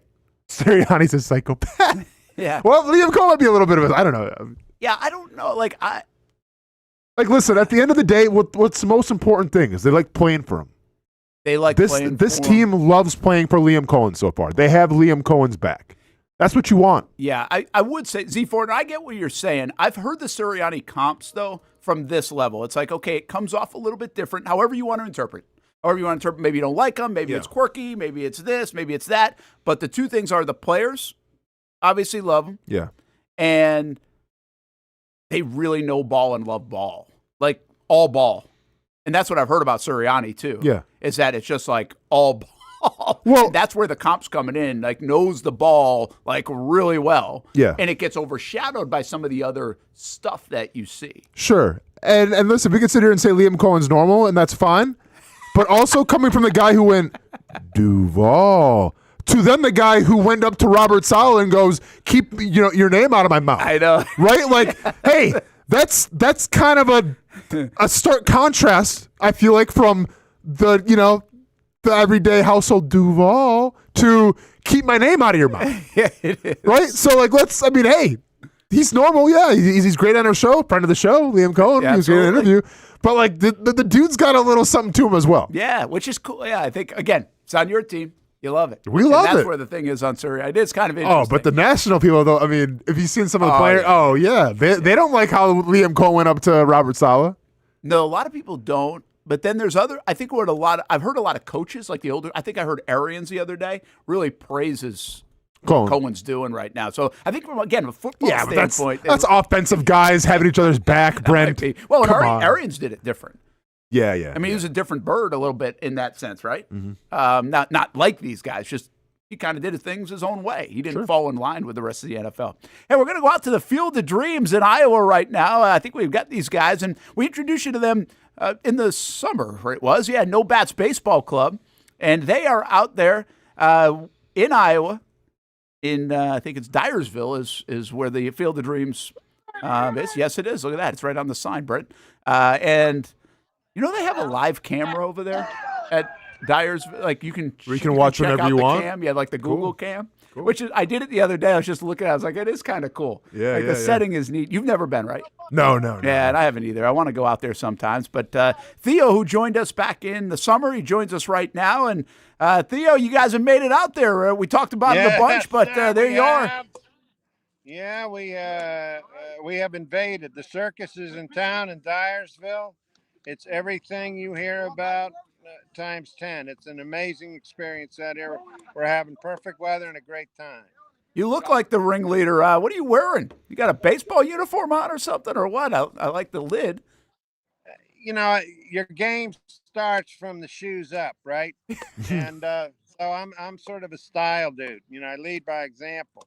My team, you know, we might not win the game. We will win the party, and we will be the best dressed. So we're ready to play, and we're playing. It's great. Fantastic. I know you got folks from all over the country there. How many guys are out there playing some ball and raising some money for charity? We had 100 registered, which was a complete sellout, and then I had about 5 that life got in the way late. So we've got about 95 out here that have showed up from coast to coast, you know, from Miami to Seattle, and also Montreal, Canada. And so it's a terrific blend of young guys, old guys, women athletes who were terrific softball players in college, you know, competitive softball as well. First time we've really integrated them into the game. We've got a British film director, Madeline Farley's making a documentary. It's just been extraordinary. And the people here are great. Field team staff are the finest you'll ever run into. I bet. It looks like a cool time. They should have called us out of the bullpen, Austin. Man, I would have been down. Yeah, it looks like fun over there. Yeah. How much is it, like when you go on the property, we're seeing it a little bit? Does it just remind you and take you back to the movie? Like, I mean, is it instantaneous? It's extraordinary. It's almost a religious experience. When you get to the entrance and it sprawls before you, this is the exact movie site, right? So we're playing on the field that was in the film. And some of us are staying in the farmhouse that was, you know, in the movie as well. So the campus, as you see it, is exactly as it comes across in the film. And I think because there is a realism to everything that's before you, it resonates that much, you know, more emotionally than if you get here and you found out that they shot half of it in this sound stage or somewhere else. I mean, this is the real deal, and it's just been fantastic. And the people here have rolled out the red carpet for us, so we feel like we're with family almost, you know. That's cool. That's really good. So have you already walked out of the corn, or is that going to be like a group thing? Like how many times will we do that? You got to get that, right? Yeah, we'll get that. That's going to be one of the we've got 4 staged scenes that'll be part of the documentary that Madeline Farley's making. Going in the corn and coming out of the corn will be a stage shot that we'll do at sundown today. And that'll get incorporated into the film. There's a couple other ones too. So we're doing it with a purpose. But, you know, it's really funny you bring that up because everybody that comes here wants to do that. You know, because it's almost like the cornfield has a magnetic pull of its own. It's really something. Yeah, you couldn't walk on that property without doing that. You got to. That's for sure. And I think Chad was telling us that you can hear the wind kind of whistling through the corn. And I think that's part of it, you know, because in the movie, remember how, you know, Costner hears that, right? But, you know, Chad's right. I mean, when you're out there walking through it, if there's any wind at all, it's rustling, you know, the corn stalks and corn plants, and you hear it. And which is fantastic. It's hypnotic. It's just tremendous. Any baseball fan should make an effort to get here and experience this. It's just fantastic. Well, you guys are going to have some good ball out there. Looks like you got great weather, which is fantastic. And the No Bats Baseball Club, where you can check them out and what they do at nobats.com. We highlighted in the summer. They've raised more than $2.3 million for charities as well. So we know there's a lot of fun happening out there, Theo, but also a bigger effort as well. So you guys go have a great time and hit a double or something or lay down a bunt, whatever you want to do. I will go for the downs, you know. But there you go.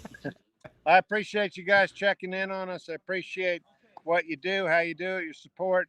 But like I said, I urge everybody father sons, father daughters.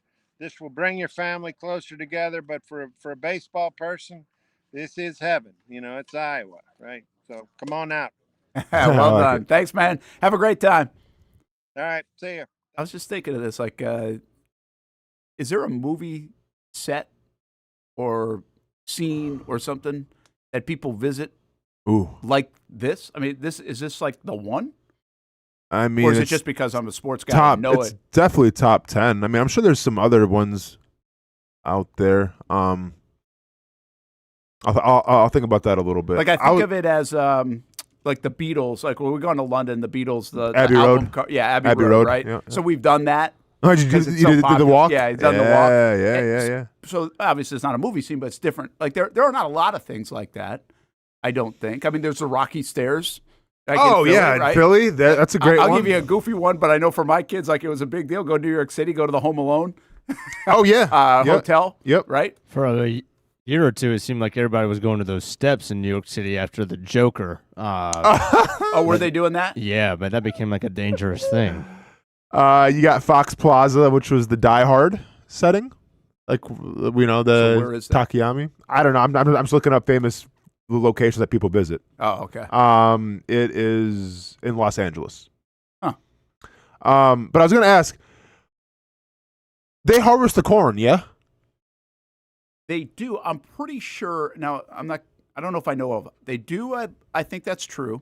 I also think there's a story, and I should know more about it. But there's a former like Cincinnati Reds pitcher.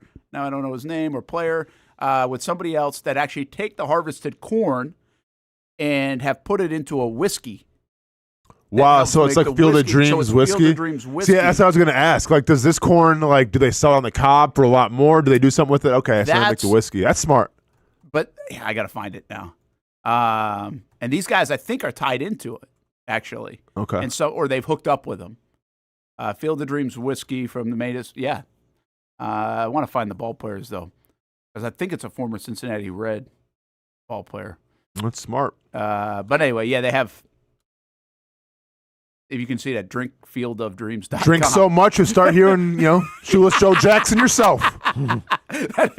That's really true. Pound back a bottle, all of a sudden you're out there playing with Shoeless Joe yourself, everybody. That's really true. All of a sudden, Doc Holliday comes through there, pats your daughter on the back with a hot dog, and she pukes back up. Field of Dreams whiskey, everybody. You want to see Doc Holliday for real? Here. Good commercial. Have a pint. But they only make so many of it. So only 23,000 bottles available. Okay. And because they do of this one, they do a player series. Okay. And so this is the cool story of this. If you buy this whiskey, I'm just like a commercial for them, but on the cork, they put a player in Major League Baseball that played in the Bigs. Okay. Randomly. And so that's why they only have 23,370 bottles. Yeah. Because there's one for every player that's played in the Bigs. Okay. So if you get Babe Ruth, it's like one of a kind. That's cool, man. From my understanding of it. So yeah, it is kind of cool. Yeah. But that's a good ask there. I've gone ice fishing at the ice fishing spot in Grumpy Old Men a few times. That's kind of cool. That's really cool. Where is that? That's got to be up north. That's got to be probably like Wisconsin or Minnesota. Where is that? That's pretty neat. I had to drive an hour one time because my friend Mylan, who's like obsessed with like movies and doing the recreating stuff. So the movie Office Space. Yeah. When they're walking along like the culvert or whatever, when they're walking on the building because it's on fire and they have to walk like through like the ditch, we made that walk just so we could say we did it. And where was that? It's outside of Austin, Texas, but it's like in the middle of nowhere. We had to drive an hour literally to do it. Really? And I was just kind of tagging along. Yeah, because okay. we're there for a wedding. Yeah. And he's like, hey, we should check this out. I'm like, okay, fine. And then we did it, and it was fine. There's a cool picture, but it's like. Probably not worth it. Yeah, it's not like it doesn't do a lot for me. Minnesota, by the way, is where we went ice fishing. It is Minnesota, which makes sense, right? Good movie, by the way. Underrated movie. Grumpy Old Men? Yeah, man. Really good. Those guys are awesome. Yeah, that was great. Have they both passed? I would think so. I mean, I remember them being like older when I was a kid. Yeah. But I also my think, grandfather loved that movie. Yeah, that's good. But they both looked older than they were, especially what's his name? He looked older than he was. Was it Jack Lemmon? No. Lemmon was he didn't look he was not the other one. The other one I was thinking always looked older than I think his age was. Sure. Kind of like who else was like that, especially because of their character, like Golden Girls. Yeah, she was the youngest one on Betty the show. White talking right? about? No. The the oldest one on the show. Oh, I don't know her name. But she was the youngest one on the show. Oh, was she really? In real age. Are you serious? About that, yeah. Pretty sure. Huh. That blew my. If that's true, that blows my mind. Yeah, I'll have to double check that, but I'm pretty sure. Okay, that's the case. All right, we're way behind, but that's okay. What the hell? It's Friday. It's Friday, man. We'll be back. Taylor Swift, she coming to Jacksonville? Brent, you get word? We got odds on that? Brent, you got word? No. Is that what the meeting was about this morning? That's right. We will. Yeah, that was actually with Casey. It's lining up where he's going to get autographs. I got you. We'll be back.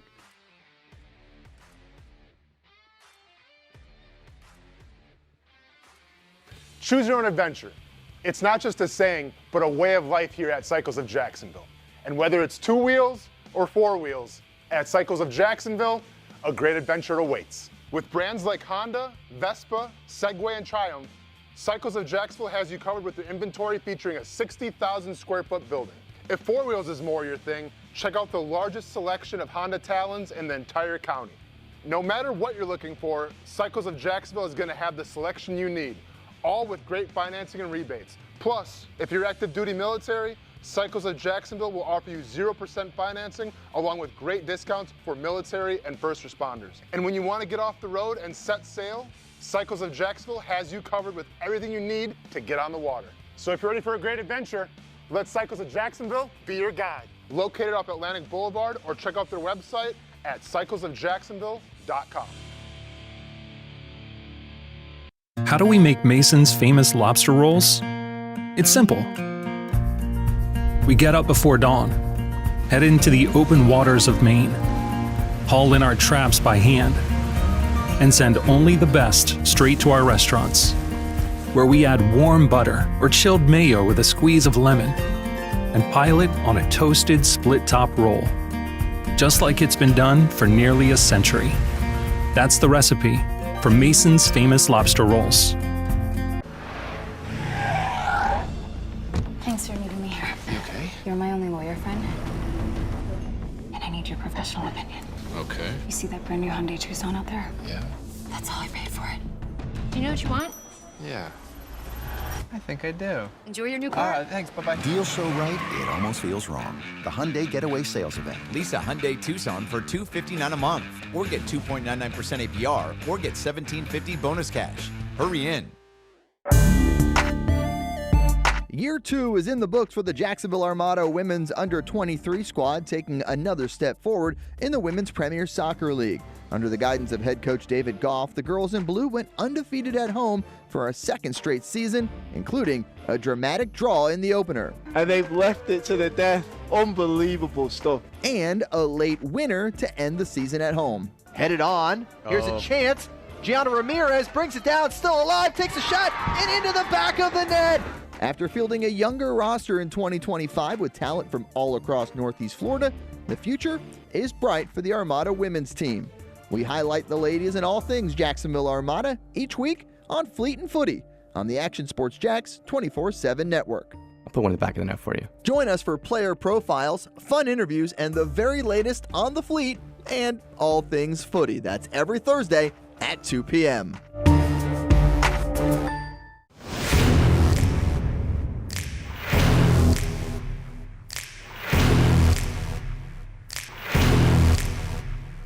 Grab some friends and go to a restaurant, or head out for a drink and some conversation. Watch your favorite team play on the big screen. Or how about play some games? You can do all of that in one night at Best Bet. Each location has a different vibe, its own personality, like here at the original Best Bet in Orange Park. When you walk through these doors, everybody knows your name. And here in St. Augustine, it's the newest location. Play some poker. How about the table games? And don't forget about Ace's Sports Bar and Grill. And then there's the Jacksonville location right here on Monument Road. It's the biggest poker room in the state of Florida. Maybe you'll find yourself a seat right here at the final table. Best Bet, where you can have the best of times. And that makes you always go home a winner. Try any of the 3 locations, and you can always visit bestbetjacks.com. Putting your needs first. It's the backbone of how First Florida Credit Union does business. In all honesty, you might as well be speaking another language when it comes to finances. Sure, I'm good with my money, but what am I missing in the fine print? That's what led me to First Florida Credit Union. They're the perfect choice for anyone starting their financial journey because they keep finances easy. Plus, they offer financial education and resources I can trust. So I'm always growing more confident. And as a young adult, I am constantly adding more responsibilities to my plate. From a car payment to a mortgage, it all adds up. Luckily, First Florida Credit Union makes sure it adds up in all the right places and not the wrong ones by offering better rates and lower fees than traditional banks, even if you're still trying to grow your credit. Because as a member-owned institution, First Florida genuinely puts people's needs first rather than focusing on profit. So I know as my needs change, they'll be right there to help me reach my goals. Check out firstflorida.org to learn how you can benefit too. Welcome back to the Brent and Austen Show, streaming on the Action Sports Jax 24/7 network. What's your favorite song, Austin? Well, I'll tell you what, man. I've gotten through like the first 5. Not even exaggerating. The first 5, and the one about Travis Kelce is really hitting. So there is one about Travis Kelce? Well, I think the whole album might be about Travis Kelce. Really? But let me go ahead and that poor guy, he's screwed. Actually, Romantic was the one that stood out to me. Here's the thing. Okay. Obviously, it's Taylor Swift. Obviously, we got to talk about it because, hey, Brent, go ahead and, yep.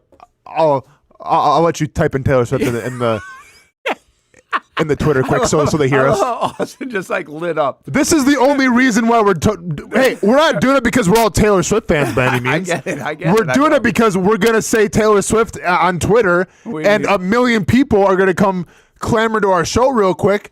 Yeah. So we talk about Taylor Swift. Hey, listen, I don't ask you to do much. Mm-hmm. But I would like you to really deliver in this spot because we need a good 60-second reel with Taylor Swift out there over the next couple of days. We're going to get an 8-second review.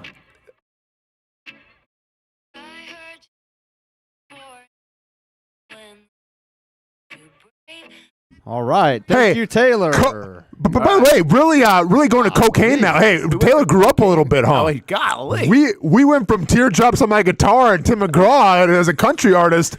Now we're just slinging cocaine. I thought she said coach for a second instead of coke. No, cocaine. I read the first line of the lyrics to make sure before I just played it, and that didn't register to me. Yeah. So, maybe pick a different lyric next time. I mean, it's all good, though. I wanted to play the song that you said. That I said. That's the one. Is this the right way to phrase this? Taylor Swift album drop? That's fine. Is that okay? Yeah. I mean... anything else you want me to put in there? Should I say it a different way? Well, okay, Taylor Swift releases a new album. Go ahead and include Travis Kelce's in there. So Taylor Swift album release. Will she make an appearance in Jacksonville? How about was it about Travis Kelce? Okay, sure. How many songs were Taylor Swift album release? Will she be in Jacksonville? Robert Saleh, Liam Cohen, Parker Washington getting traded. Parker Washington getting traded. Robert Saleh, Liam Cohen, Taylor Swift. Is she coming to Jacksonville?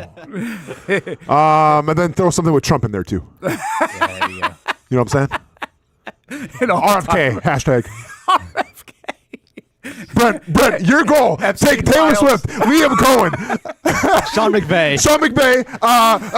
Mac Jones, RFK, Donald Trump, and the Pope. Robert Saleh, put them all into one tweet and go.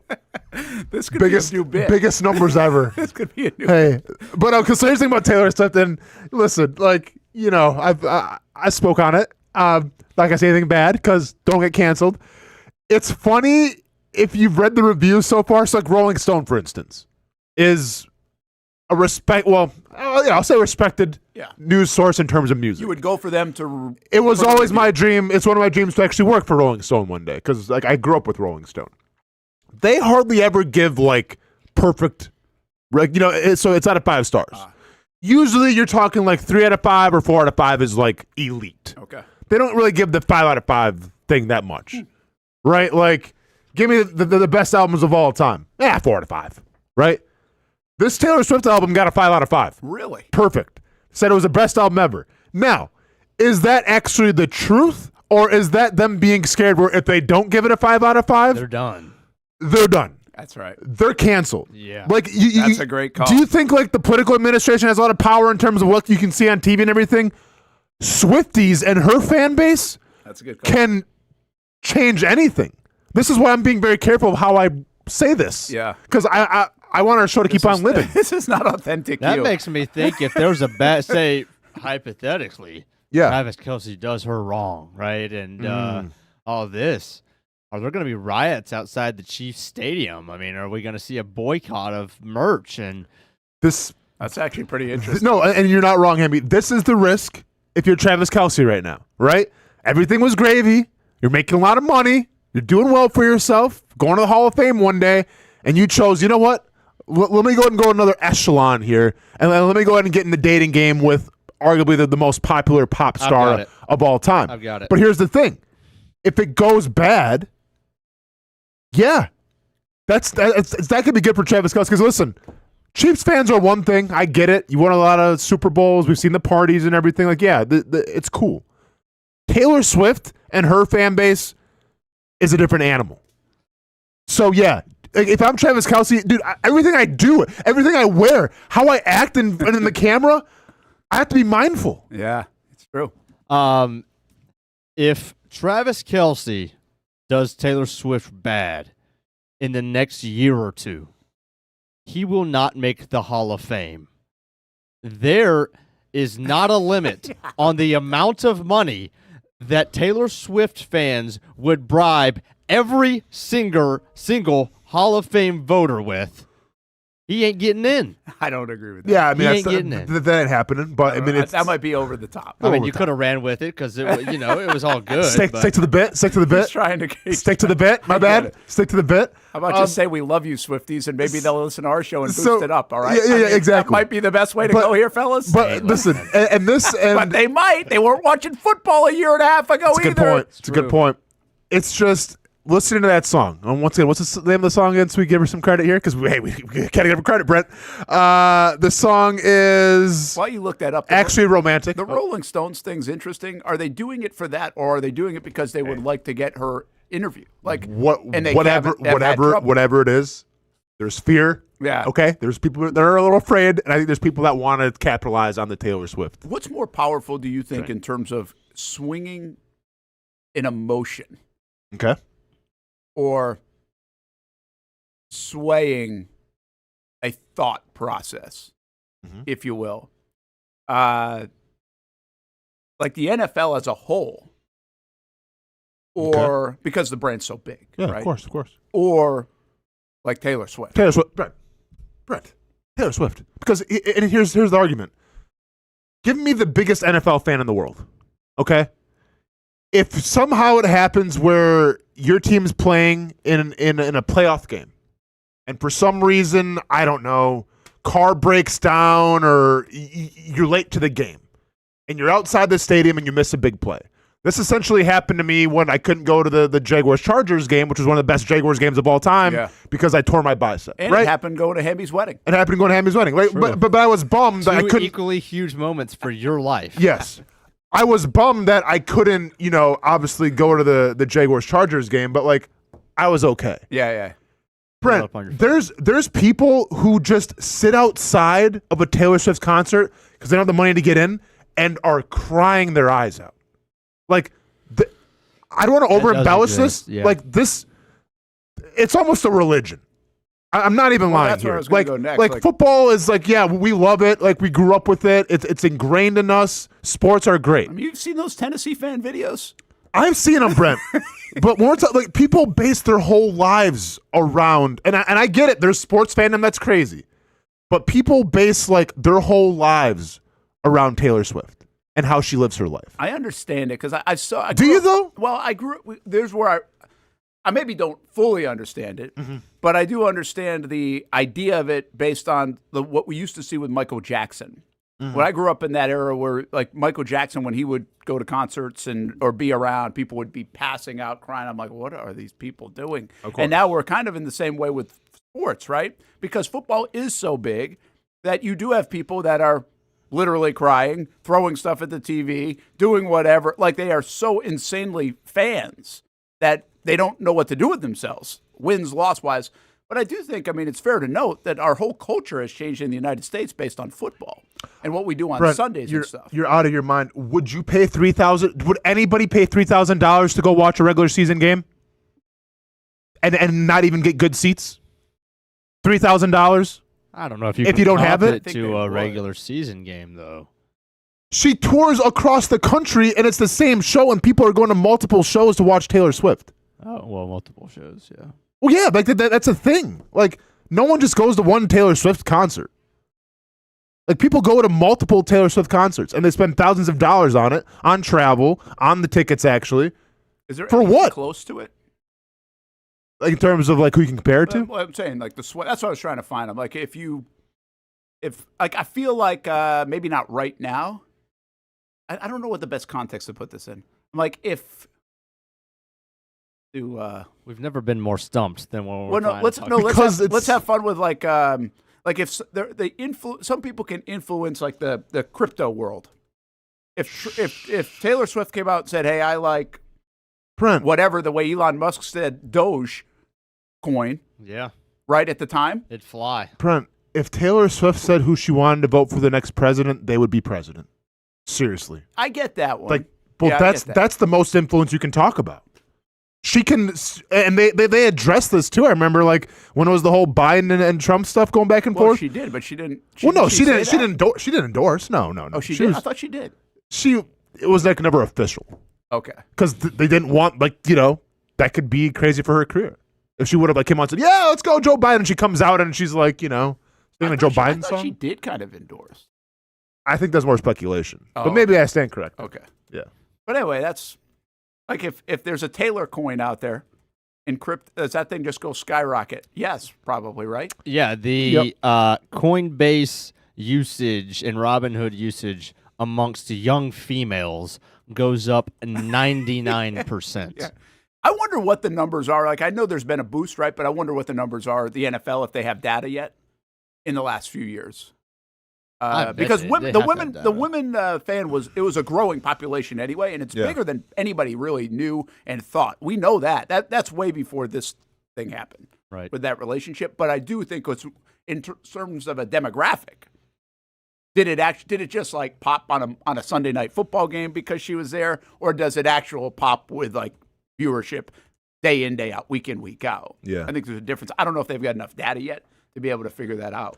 It's pretty wild. I think it's the combination of social media, of pop culture. Like it's the perfect storm. Yeah. And she's been embraced by it. And I think she's bigger than the NFL. I think she's the biggest thing going. And like, once again, I've always said, like, I wish I could care enough. Like, people care about politics to like put a bumper sticker of like, totally. But like, that's even like T-shirts, posts, retweets. Like, people live vicariously through Taylor Swift. And listen, and I more power to him, right? I don't understand it. Like, I wish I could love anything the way like, whatever teenage girls or like middle-aged women love Taylor Swift. I agree with Like, I love being a father. It's the best thing I could ever do. I'm not posting about it every single day. Take my word for it. I'm having fun. I'm not hanging outside Ronan's school waiting for him to come out. Take my word for you it. Stay in there. I'm having a blast being a dad. Right? Best thing ever. I'm not posting, but Brent, I have people like friends that are my age that will every single day post something about Taylor Swift. I don't get it. I have receipts. My age. Well, yeah, but that makes sense. Because think about it, Hamby. Because Like she was 14 when she was because on the scene. like we grew up with her. Yeah. Right? So it's like people are like, once again, like they're taking the ride. Like they followed her through the heartbreak of Jake Gyllenhaal. Yeah, I did my Taylor Swift research. I know what's going on. Yeah, I got you. Don't worry about it. They followed the heartbreak of the Tom Hiddleston, right? Like everyone knows what's going on with Taylor Swift, Hamby. So like when they finally see her now in this role with Travis Kelce getting engaged, it's like, hey, I'm getting engaged too. I think it's the climb a little bit like that because of that 13, 14 years old. She was on the scene, song. right? Mm-hmm. What'd she say? It's the song. Well, that's Miley Cyrus. That's but Miley yeah. Cyrus. I knew it even when I said it. I mean, embarrassing us with the Taylor Swift conversation right now. I know. Trying to compare her to Miley Cyrus. Trying to trigger. But hey, Cancel actually, this dude. This is where I was actually Rage going bait. with this. Okay. If you have like a megastar now, right? A megastar over the years, anyway. They're unique. They're different. the way they're. I mean, some would view it as like a little out there. They don't care what you think. I mean, from Lady Gaga to Madonna to, I mean, heck, Miley Cyrus. She grew up. She was kind of like that. Not that big, but I mean, she was. And then it was like an alter ego. Yeah. Like whole shift, right? Yeah. But so my point is, the big stars today, you'd think, have this. There's something very unique. Is the whole Taylor Swift thing work because there's not that? It's pretty like almost normal. I think the whole like she hasn't changed her whole persona. She changed genres. Oh no, she's changed her persona. Brent, we got an 8 out of 12 clip. We got a 75% clip of explicit songs here. She's changed her persona because I mean, do you want me to get super in depth in it? Well, you can. I don't. Okay. Like in what respect? Because she swears in a song. And No, because her style and how she presents herself. So let me get my popcorn. Yeah, get ready, Hamby. So first it was like the country Taylor Swift. Yeah. All right, and then it became more of like the poppy Taylor Swift. Yeah, crossover. All of a sudden, Kendrick Lamar's coming, and then it became the snake Taylor Swift because let's go back to Kanye West and Kim Kardashian. Right? There was the whole thing with Kanye West hating on Taylor Swift and everything. Well, Taylor Swift wanted to work with Kanye West, and Kim Kardashian had the receipts on her phone of a voicemail that Taylor Swift left a message to her, right? And Taylor Swift denied it. Kim Kardashian puts out the voicemail, and all of a sudden now Taylor Swift's hated. She's a liar. She's a snake. She embraces that role, and now you got snake Taylor Swift, right? And then after that part. Yeah, it's all good, man. That's why I'm here for you. Break it down for you. So then you had Snake Taylor Swift. And then, like, years kind of went by and everything. And then you got more of, like, the 1989, like, hey, you remember those vibes growing up as a kid, right? With the kind of, like, the sounds and just, like, not giving a damn. That's that Taylor Swift came by, right? And then all of a sudden, after that Taylor Swift, then it came to Taylor Swift where it's like, hey, I'm becoming a star. Like, I know who I kind of am now, so I got to fit in. So then it was like, lives here. What came after the 89 Swift? There's whatever. So yeah, Lover. Then there's the Lover Taylor Swift. Right now she's becoming a woman and everything, and she's having fun. And then we took a right turn, Brent, and then it was folk Taylor Swift, where it's like, you know what? All this glitz and glamour. Let me go and call Justin Vernon from Bon Iver, and let's go make some folk songs. So you had 2 folk albums. Hamby, taking all this all in? You writing this down? All right. So you have the 2 folk albums, and now it's like, hey, listen, I'm dating Travis. Well, I'm engaged with Travis Kelce. My tour is the biggest thing that's ever happened to music. I am the showgirl, right? Like I am the star. And now she's finally embracing that. And if you read the Rolling Stone article, they're even saying, like, this is the first time she's actually embraced of how popular and famous she is, and it's paying off in her music. This has been your TED Talk of the evolution of Taylor Swift. That's really good. Casey, go and cut it up. I have one question. Would she be as big now if Kanye didn't flop? If Kanye didn't flop, yeah, for sure. Well, because you mentioned the snake part of the evolution. Of course. If he stays popular, do people polarize, pick sides instead of as much as she kind of boomed after that? That kind of got back. Yeah, no, I mean, Kanye losing his mind definitely helped. Like it helped a lot of people, I feel like. But no, like she still would have found her way regardless. She would be this big even. She would be this big regardless. Okay. Yeah, yeah. I missed that part. I missed that whole thing. It's just a chapter. Yeah, I get you. What's the next one? I mean, another breakup album. No, seriously. You're newly married, man. I mean, you should. These guys are going to be married for the next 35 years. Hey, I'll tell you what. If Travis Kelce wants to watch football, he's watching football. He's not getting bored into watching Harry Potter like you are. Take a seat. And that's why I'll be married. Take a seat. Well, you don't think so? For the rest of my life. You don't think so? You don't think Travis Kelce's? Yeah. I don't know. Hey, you see Travis Kelce 2-3 years ago? That's a good point. Travis Kelce That's now? a good point. He got the little comb over. That dude had some flavor. Like I did when I was 14 and going into high school. I've told you this before. I text message my best friend AP once a month thinking, hey, isn't it crazy that we shared beers with Travis Kelce and drank off his tab and we saw who he was then and you see him now? Brett, in a million years, we never would have guessed. Unbelievable. This would have happened to Travis Kelce. It's crazy. She's writing songs about him, Brent. I'm driving to the Brent Austen Show listening to a song about Travis Kelce when 12 years ago I was drinking off his tab watching him just, act the fool. It's amazing. And I'm here. Yeah. Gonna do the Travis Kelce evolution next. The Travis Kelce. Brent Austen Show, Action Sports Jacks 24/7 Network. Noon hour has hit. We've got weekend wagers. We've got our picks still to come. And don't forget about the lineup, which includes a lot of high school football starting at 7 o'clock tonight. And then all weekend long with Action Sports Jacks primetime. 10:30 on Fox 30, 11:30 on CBS 47. That's on the TV side of things. We will have countdown to kickoff 11:30 Sunday morning, even though the game is not until Monday night. And then we've got full coverage of the Monday Nighter all day on all of the platforms as well. An hour to go. We'll take you until 1 o'clock here on a Friday.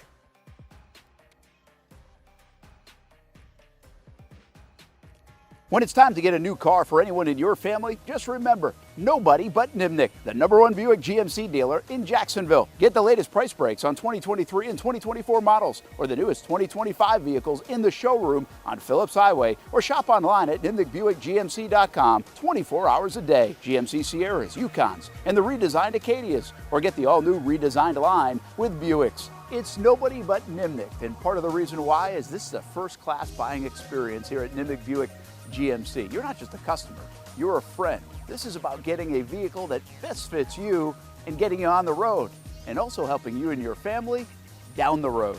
Nimnick has a treating you right guarantee, courtesy, respect, fairness. And most Buicks, GMCs, and Jacksonville's only Car Bravo dealer, nobody but Nimnick. Who has put in the most years and stands behind a better experience?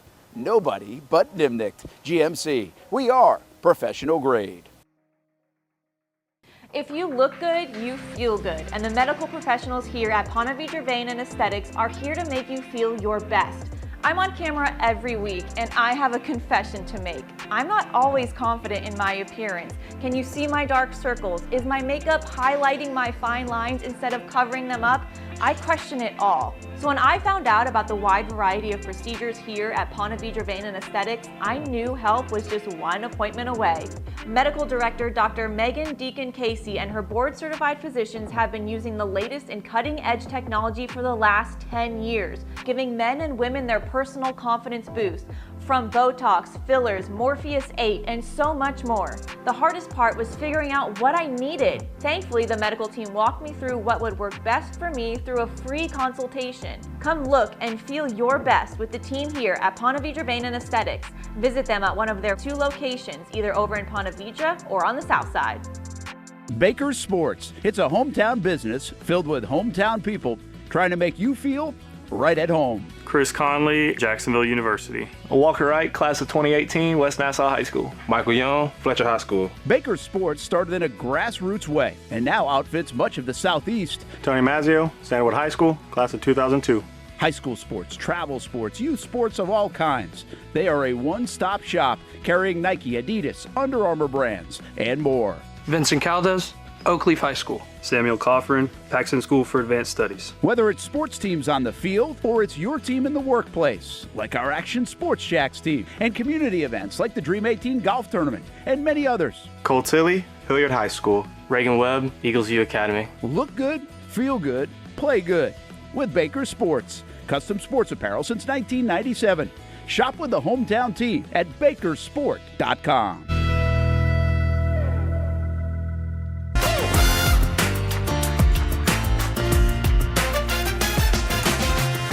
Empower a future, inspire a dream.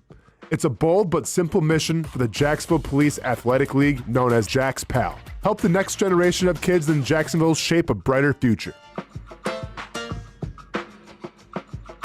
Their after-school programs, teenage leadership programs. There's community outreach. It's been just an awesome opportunity to be out here with my colleagues and do something good for the community. It's really been an interesting opportunity to just see everybody work together in a way that we don't normally in the office. And there's sports.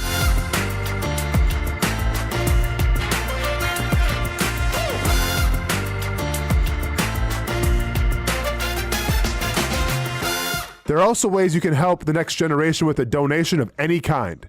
Just visit jaxpal.org to get more information.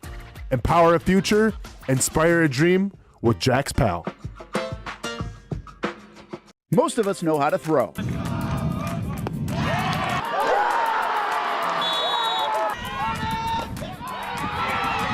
But you need to know what to throw. I'm not talking about footballs, baseballs, softballs. We're talking about those items you need to recycle. Republic Services explains it easy. Recycling simplified. 1.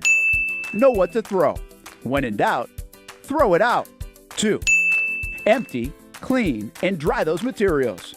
It takes an extra minute, but it makes a big difference. And 3. Don't bag it. This makes the recycling process faster and more efficient. This is a look at the Republic Services North Florida Recycling Center. You can make this process even more efficient. By utilizing those 3 steps, Republic Services can help you become a better recycler in your home. Learn more at recyclingsimplified.com. Welcome back to the Brent and Austen Show, streaming on the Action Sports Jax 24/7 network. All right, here's a look at what Daniel Griffiths gave us this week on ActionSportsJax.com, and I think there's some significance to this, and there's some wild numbers going on. In fact, somebody just tweeted at us the second quarter numbers. I'll share those in just a couple moments, but I don't know why this happens, but we have had different renditions of this over the years. Sometimes the Jags are really good in third quarter team, and sometimes they're not. Be like, they don't make any adjustments. It's like, I don't know what it is. Yeah. I really feel like there's a part of me that showcases these numbers as, one, very good game planning, right? So you feel good. Some of it's just a natural adjustment, which defenses will do. But the reality is the Jaguars have led just about more than any other team this season. Mm-hmm. So the second half, I feel like the way sports work, and especially in the NFL, you're never pulling away from anybody. Like, it's really hard to pull away from anybody. And so I think because the Jags have led, you get this natural, like, urgency and effort from the opposition in the second half to chase. And you also are less aggressive in the second half, probably if you're the Jags, because you don't want to make a mistake. Mm-hmm. So what does that lead to? Well, it leads to less production and these kind of numbers. Now, I'm not saying that's the whole story. There might be a deeper dive on this. But to add to the point of these numbers that you're looking at, where the Jags are doubling their points, 2 more yards per play, Trevor's way better in the first half than he is in the second half. And they're rushing the ball twice as much in the first half versus the second half. Now, again, from a rush standpoint, I would argue you usually would lean on the rush a little bit more in the second half if you're winning. And so there are more opportunities to stop it. And so if you run the ball 20 times, it's really hard to have a 7.1 yards per carry. If you run it 12 times, it's easier to do that. And just ironically, the big plays have come in the first half, like the 48-yarder. And then didn't ETN have like a 68-yarder as well? I mean, those really skew the numbers from the first month of the year. But just to add to this one more thing, the Jaguars quarter by quarter, Austin, +4 in the first quarter. So they beat the opponent by 4 points in the first quarter. Okay, moderate start, nothing crazy. The second quarter, they lead the NFL in point differential. They are +35 this season in 4 games. So in the second quarter, for whatever reason, they really get going. Mm-hmm. Now, in the third quarter, -3. So it's not terrible. It's almost neutralized. And in the fourth quarter, -12. Well, again, I feel like that's where teams are coming back, skewed a little bit by the fourth quarter game of the Cincinnati Bengals. I think they scored a bunch in that fourth quarter. So I don't know what to make of it. I just think it's something to keep an eye on. Yeah. That they're really good right now in the first half, specifically the second quarter. I just think it's been noticeable that Trevor last week, I think it was, and also in the first game against Carolina, did not play well in the third quarter. I don't know if it's fixable, but I think they got to keep an eye on it. Yeah, especially because I feel like it's like a tale of two sides of the ball. I feel like on defense, adjustments being made, causing turnovers and everything in the second half, like, okay, cool. Offense, like the adjustments I feel like haven't been great.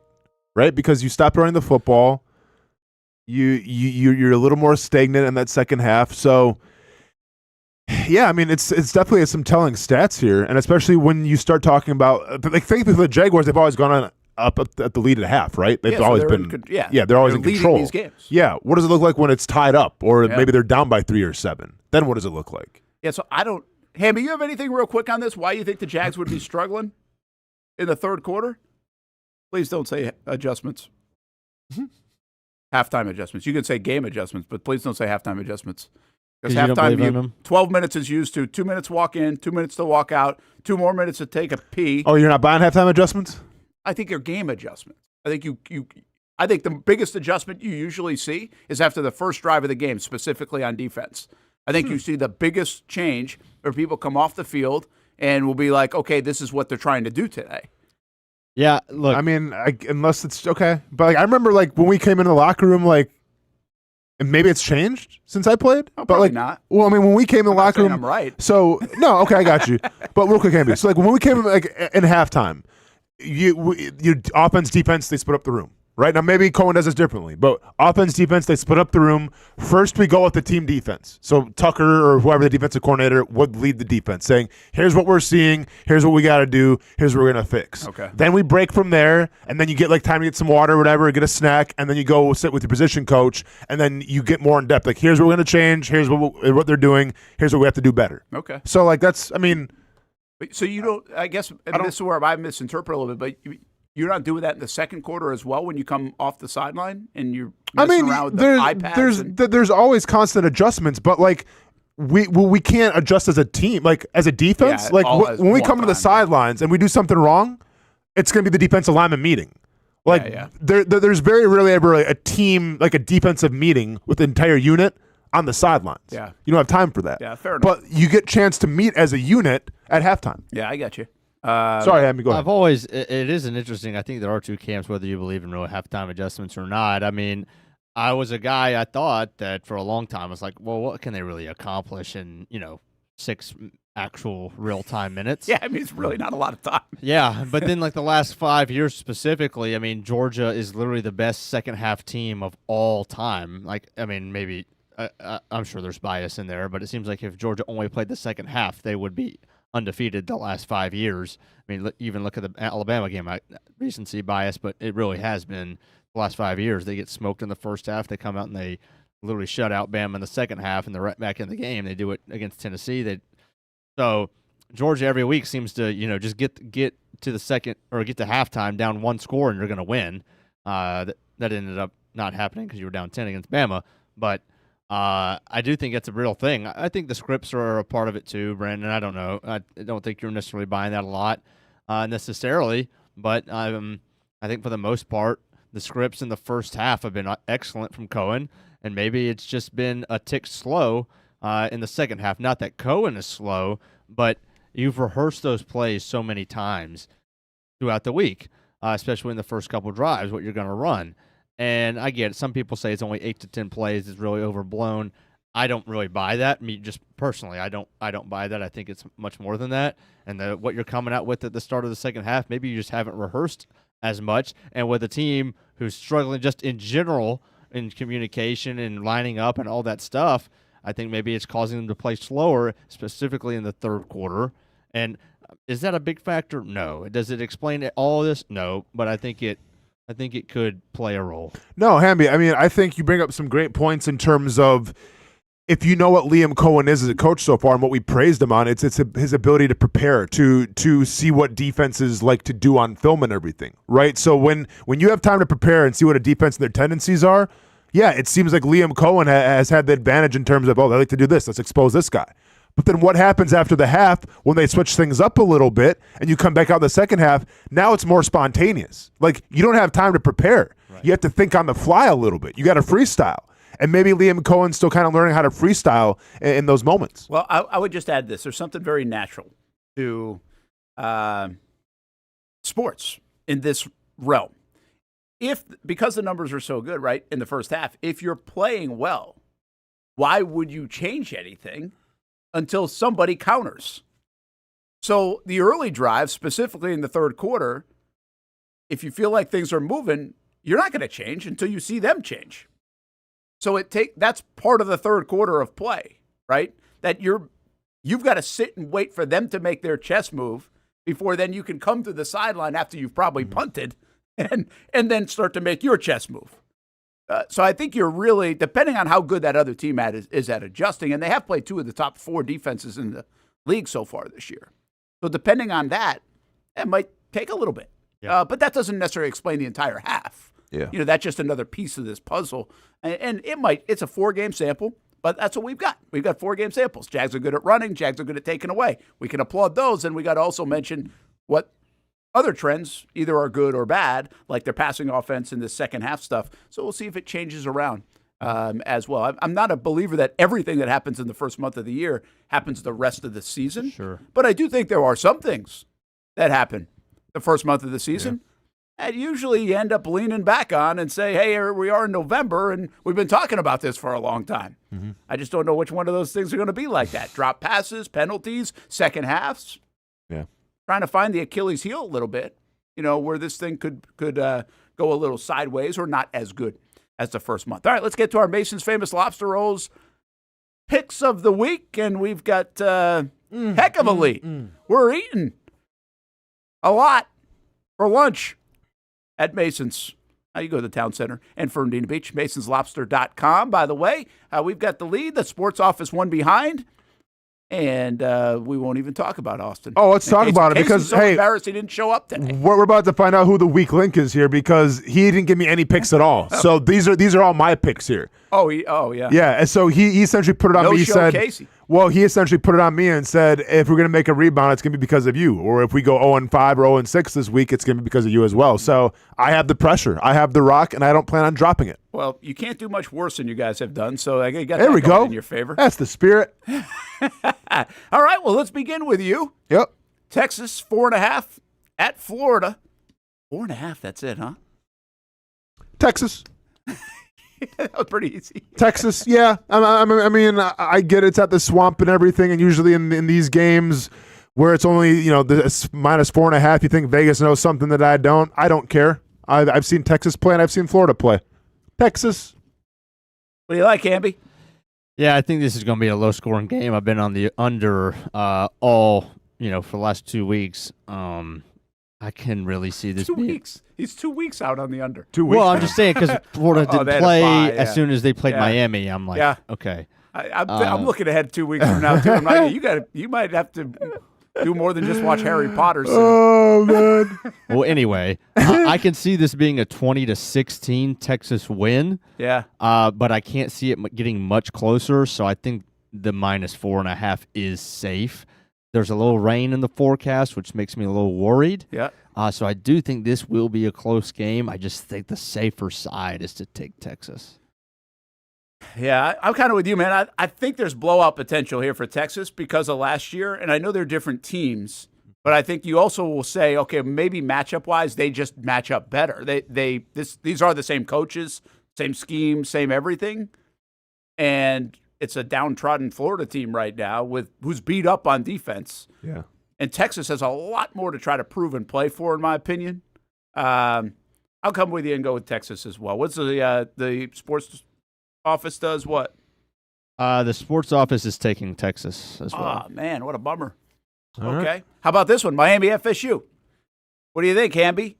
I feel like FSU at home for 4.5 I'll take. I almost like the fact that they lost to Virginia and the ears are up now. I like it too. Yeah, so and it could get rain over there, but I think it's kind of cleared out in Tallahassee now. There was some expected rain, but I don't think it's going to be as bad. Yeah, and I think there's a chance that even if Miami starts strong, which I do think they will, I mean, Cristobal and their offense has really sputtered. I mean, the graphic that the Jags just had, I think would be pretty comparable to what Miami does. They kind of sit on the football when they have a lead in the third quarter, which makes me think it'll be a close game at the end. If FSU can just keep it really close so they don't have to be one-dimensional and only depend on the throwing the football, I think it'll be a one-score game at the end. So I like the home team getting 4.5. It was 3.5 different, but I like the Noles. Here's the other thing about this real quick. I don't know if there's another loss on Miami's schedule, and I don't think they're going undefeated. Now, there's probably going to be a loss somewhere on that schedule. Why not right here at FSU? So we'll take FSU. So did the sports office take FSU as well? Sports office took Miami. Oh, dang it. Because everybody's on FSU right now, and usually, literally the entire country's on FSU. Oh, are they really? Yes. And when that's the case, I don't like that either. then I always go the opposite. Yeah. Don't go with the smart money, I guess. No, I mean, I always go with the contrarian when everyone's on it. Yeah, I mean, listen, I think FSU can definitely rebound and everything, and a lot of uncharacteristic turnovers in their last game. Give me Miami with the bye, well rested, going into FSU. So we'll still take Miami. Okay. Try to get a game picker up on you guys. Broncos, Eagles. Are the Eagles ever going to lose? Mm-hmm. They feel like they're about to lose, and then they don't lose. But the Broncos have been sketchy so far this year. Like they either, I don't know what to expect from them. Yeah. What do you think? Eagles. Yeah, I just think the Eagles are too good. Broncos still trying to find that 100-yard rusher for like the first time in 35 they games. did actually get him. Oh, they get him? Yeah. So Dobbins got it? Yeah. He went over it the other night. Weren't they on Monday Night Football? Yeah. Dobbins got it? Yeah. Oh, I stand corrected then. Congratulations, First J.K. time in Dobbins. 37 games. Yeah, J.K. Dobbins. See, I was a little jet lagged, I guess, during that game. No, go ahead and give me the Eagles. What do you think here, Hamby? I feel like the Broncos sneaking in that half a point. That hook could play a role here. Yeah, I like the Eagles. I just think, the Broncos aren't good enough, don't deserve enough credit for me to give them 3 points on the road against a consistent team. It'd be one thing if the Eagles weren't consistent, but they're, about as consistent as it gets, I think, with playing good football and not giving teams wins. Consistently winning, not consistent at giving their stars the ball, but... Well, I don't care about that. They might. For this. So, all right, we'll go Eagles. All right. How about Bucks and Seahawks? It's our turn. Yes. I'm going to go Seahawks because Bucky Irvin just listed as out, along with obviously Mike Evans and some others. Their offensive line's banged up Yeah, too. so I think going out west, Seahawks have played pretty good football. Yep. This will be a bruiser most likely as well. Seahawks win it. Yeah, I want to take the contrarian pick here, but I'm taking the Seahawks as well. How about Commanders Chargers? 3.5 for the Chargers. Is Daniels back this week? He is. I think, right? They announced it? Yes. Yes. I didn't see that. Is it on me? Yep. You got Chargers colors on today. I do have Chargers colors on. Gut is telling me Chargers, but once again, the FSU in terms of the public, everyone's on them and everyone's on the Chargers as well. I assume you guys would probably take the Chargers. I'm trying to get a game picker up or two as well. I feel like you guys know what Hamby calls would take the Chargers here. Fair bet. So I'm going to go ahead and go contrarian and go Commanders. Yeah, I do like the Chargers. Of these 3.5 home teams, I think Commanders is the one I like the best. Just because maybe the Chargers are still trying to figure out their offensive line. Alt's out, and obviously Slater's been out all year. They still haven't really. I feel like their offense has kind of sputtered. Lad McConkey hadn't done a daggum thing the last week or two. He hasn't done anything all season to correct you. Well, Hamby. at least he got.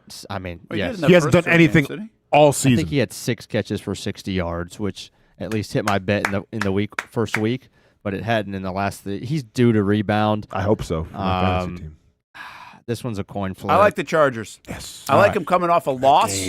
And then Commanders going out west. And we don't know about Jaden Daniels, if we're being completely honest, as he's been out for the last couple of games. Chiefs, Jaguars, we'll go first, and we're going to take the Jags. Why not?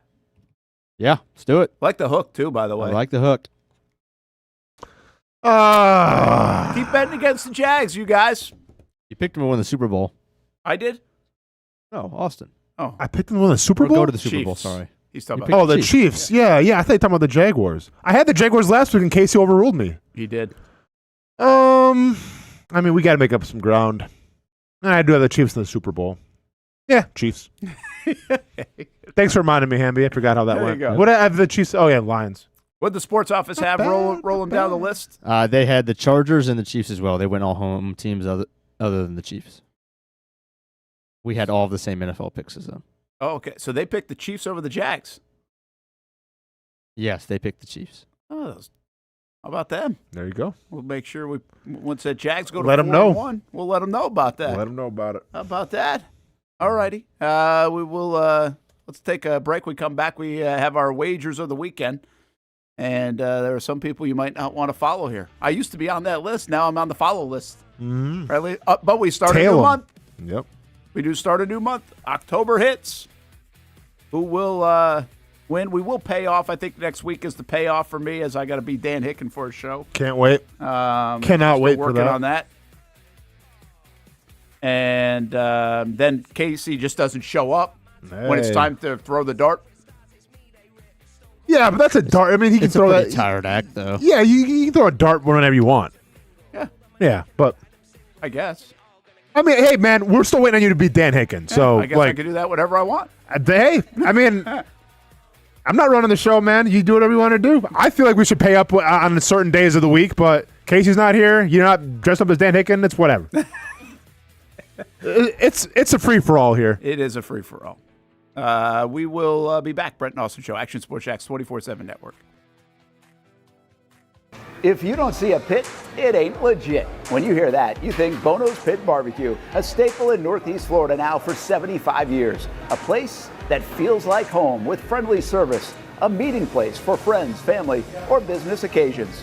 On the menu, the corn nuggets are a favorite in our house, but there's something for everyone. Sandwiches, platters, salads, sides, desserts, and family feasts. You see Bono's all over the place in Northeast Florida. You know, there are almost 20 locations in the Jacksonville area now, so stop on by, sit down, and dine in with Bono's. You can also take it to go. There are drive-thrus in many of the locations, and they have delivery options too.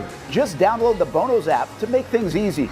I signed up for the loyalty program, and you can too, to get special offers. If Jacksonville is home, few things feel more Jacksonville than Bono's Pit Barbecue. Celebrate 75 years and many more to come. Bono's Pit Barbecue. If you don't see a pit, it ain't legit. People helping people. It's at the core of what Alive Credit Union is all about, and it's been that way for over 70 years. From the start in 1954 to today, the mission remains to inspire financial wellness and give you a financially fit lifestyle. Alive Credit Union and its employees are committed to not only serving their valued members, but also our community here in Northeast Florida. I had a chance to see that commitment firsthand as Alive partnered with our Action Sports Jax 24/7 team to bring you Armada men's and women's soccer broadcasts. Inside the 18, it is a shot, and it's a goal! Chloe Chivers! And that connection to the community continues with Alive Credit Union's support of the Police Athletic League of Jacksonville. Alive Credit Union's commitment to our community also involves serving the financial needs of all first responders through the recent merger partnership with City and Police Federal Credit Union. Join the community and become a member of Alive Credit Union today. Find out the many ways you can be inspired in financial wellness at alivecu.coop.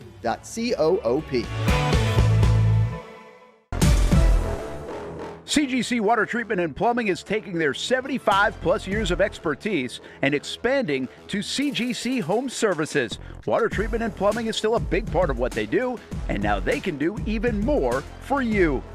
Home services like kitchen and bathroom remodeling, showers, sinks, faucets, toilet repair, backflow testing, and the list keeps going.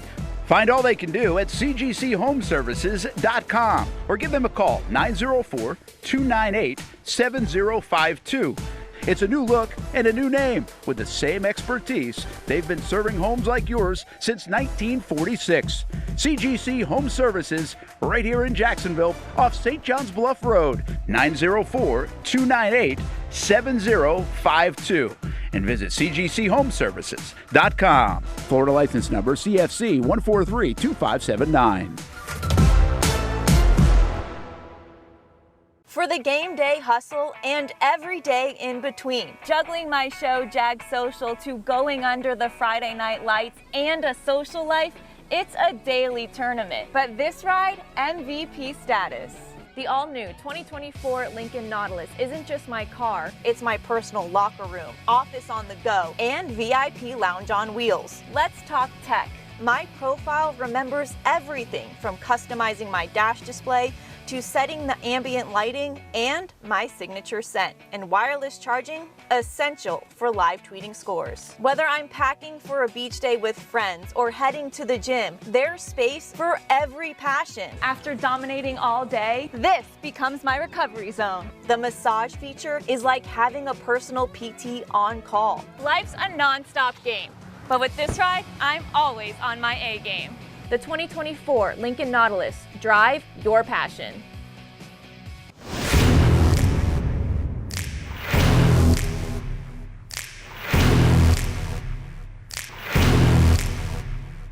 Grab some friends and go to a restaurant or head out for a drink and some conversation. Watch your favorite team play on the big screen.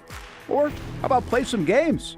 You can do all of that in one night at Best Bet. Each location has a different vibe, its own personality, like here at the original Best Bet in Orange Park.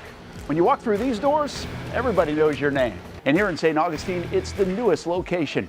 Play some poker.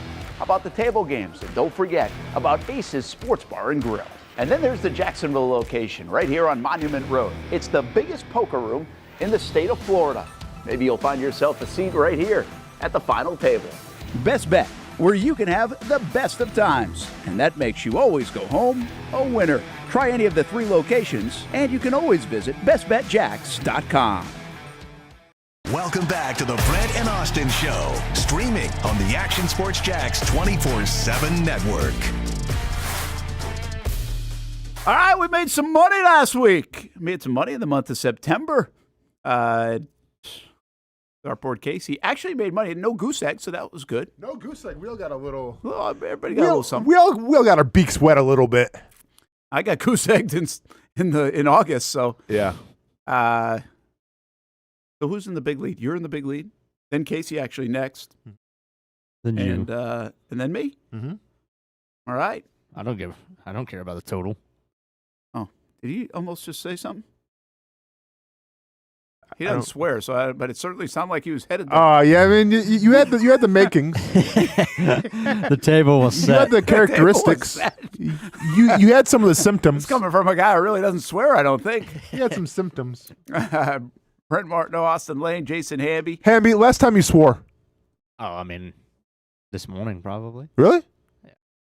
There are a couple words I'll say. He doesn't make a habit of it. There are a couple words that were off the board. Should me watch Harry Potter. Too much Had witchcraft. I got you. Too much witchcraft. Wait, real quick. Did you watch Harry Potter last night and think, you know what? There's some undertones here, some things that you don't really vibe with? Yes. It's okay if you thought that. Okay. Yeah. All right.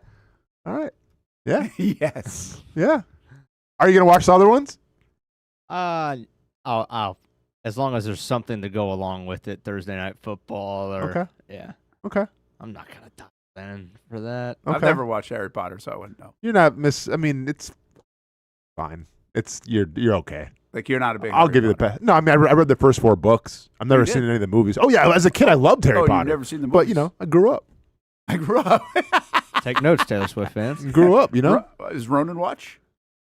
No, he's not really into it, honestly, which is a little surprising. Yeah. He's into Lemony Snicket. You know those books. He's a big Lemony Snicket guy. Yeah. Which, by the way, Is I that read in a similar genre. Kinda. I had to rewatch. I kind of rewatched because there's a TV show and everything. I forgot how dark and morbid that series is. Really? Bunch of orphans whose everyone they stay with keeps dying. Yeah. Huh. Really messed up. Like where are they in the Harry Potter world? It was so big. Yes. Is it not big anymore? I mean, it's funny. See, I think it's still big to people my age or Hamby's age because they grew up with it. But if you want to get really in depth into it, J.K. Rowling kind of got canceled. So, oh, really? So I think that had something to do with it as well. Yeah. But there's a Harry Potter world at Disney though. People. Well, I know love they're at that. Disney, so that's going to keep it going. Oh, It's not, I'm not saying people haven't heard of it. I'm just saying are people in waiting for the next whatever. There's spin-offs of it. Yeah. Okay. Yeah. But once again, hey, grew up. Let's see what we got on the weekend awesome. wagers. This is for Austin. Oh yeah. Well, Brent, you know what, man? You guys have probably been wondering. Hey, just hold on. All right. So obviously, Fulham. I'm sure you guys have been noticing these past couple of days. I've been myself. It hasn't been the jet lag. I got that fever, man. I got that soccer fever, and it is back in full effect. Tony Khan, put your earmuffs on real quick. Go ahead and give me Bournemouth, and then we're going to. Yeah, it's like the Series B, in the Middle East. We're going Trapuzamar and a hole, and then the K. Lot of vowels. Yeah, so we're going that, and then let's go and give me, because people are on this team a lot. Go and give me the Paris Football Club taking on Lorient. That's PFC, man. They danced in the streets recently. That's PFC. Go ahead and give me that's PSG. It's okay though, Brent. Oh, PSG. Yeah, way off. Hey, leave the soccer to the soccer experts. You know what I'm saying? So go ahead and give me Paris FC taking on Lorient, and that's going to be at -40. So guys, you put $5 down. That's going to get you 30. You feel good about that one? Yeah, I feel really good about that. Hey, I got sources. Yeah, okay. I'm worried about that one. I got sources. It probably starts pretty soon, actually. There might be some games going on right now. I don't know. I'm going to text you tonight just to ask you if that hit because that's too much research. Oh, just wait. Just wait till it hits tonight, and I'll let you guys know about it. Anyway, so the next thing, let's go to my Saturday special, trademarked. Yep, let's go ahead and give me trademark Saturday special. Nobody's done that. It's like trademarking 3, 2, 1. Come up with that? All right, so go ahead and give me my let's go and give me my Saturday spectacular trademark. Give me Virginia plus 7.5. Like, listen, I don't get why they're such underdogs right now, honestly, because they just beat. Like, yeah, they are. People are afraid of. They're 24th in the country now. People are afraid of a letdown. I'm not buying it. Go ahead and give me Cincinnati in the first half spread. At Cincinnati, Iowa State. Huh? Deep dive. Well, Iowa State lost both their starting corners, so good luck to you. Penn State. Listen, in a rebound game against UCLA, I've watched a lot of UCLA, and they are not good. I feel like Penn State's got to prove something here. Give me them at -24.5. And then, gotta throw in that little baseball, a little baseball dessert. Oh, yeah. And this is actually an early thing, too. It's like a 12 o'clock game, I think, or something like that. Yeah. Okay. So then give me the Brewers to win 4 games tomorrow against the Cubs. Freddie Peralta on the mound. Cubs doesn't matter. We'll go from there. All right, then let's go give me the Sunday brunch spectacular, trademarked.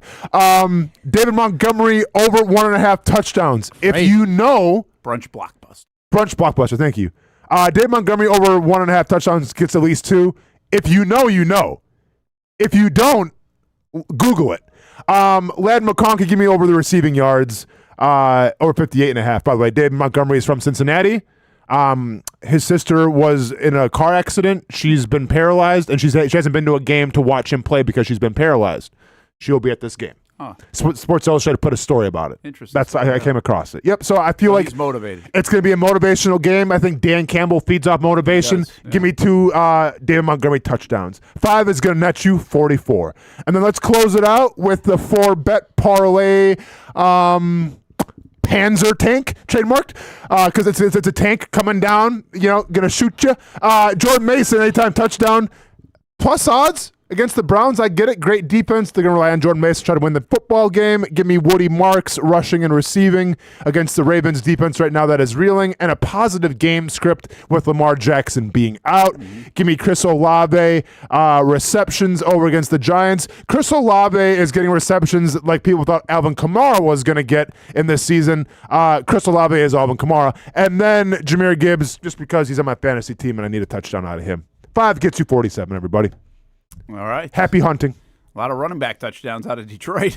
I know. Coming on those. We'll see. Hamby, you let me know. You want me to go? You want you to go? Yeah, I'm going to get you up right here. Okay. So we'll see how this all shakes out. While we do this, we can let you know bestbetjacks.com, place to go if you want to look for something to do tonight. Tomorrow, Sunday, watch the games, play some games. You can do that at Best Bet, 3 different locations, Orange Park, St. Augustine, and Monument Road. Check out the latest going on at bestbetjacks.com. In October, we will be down there for a show because the WPT is starting up right before Halloween on October 30th all the way through November 18th. $1 million guarantee at Best Bet.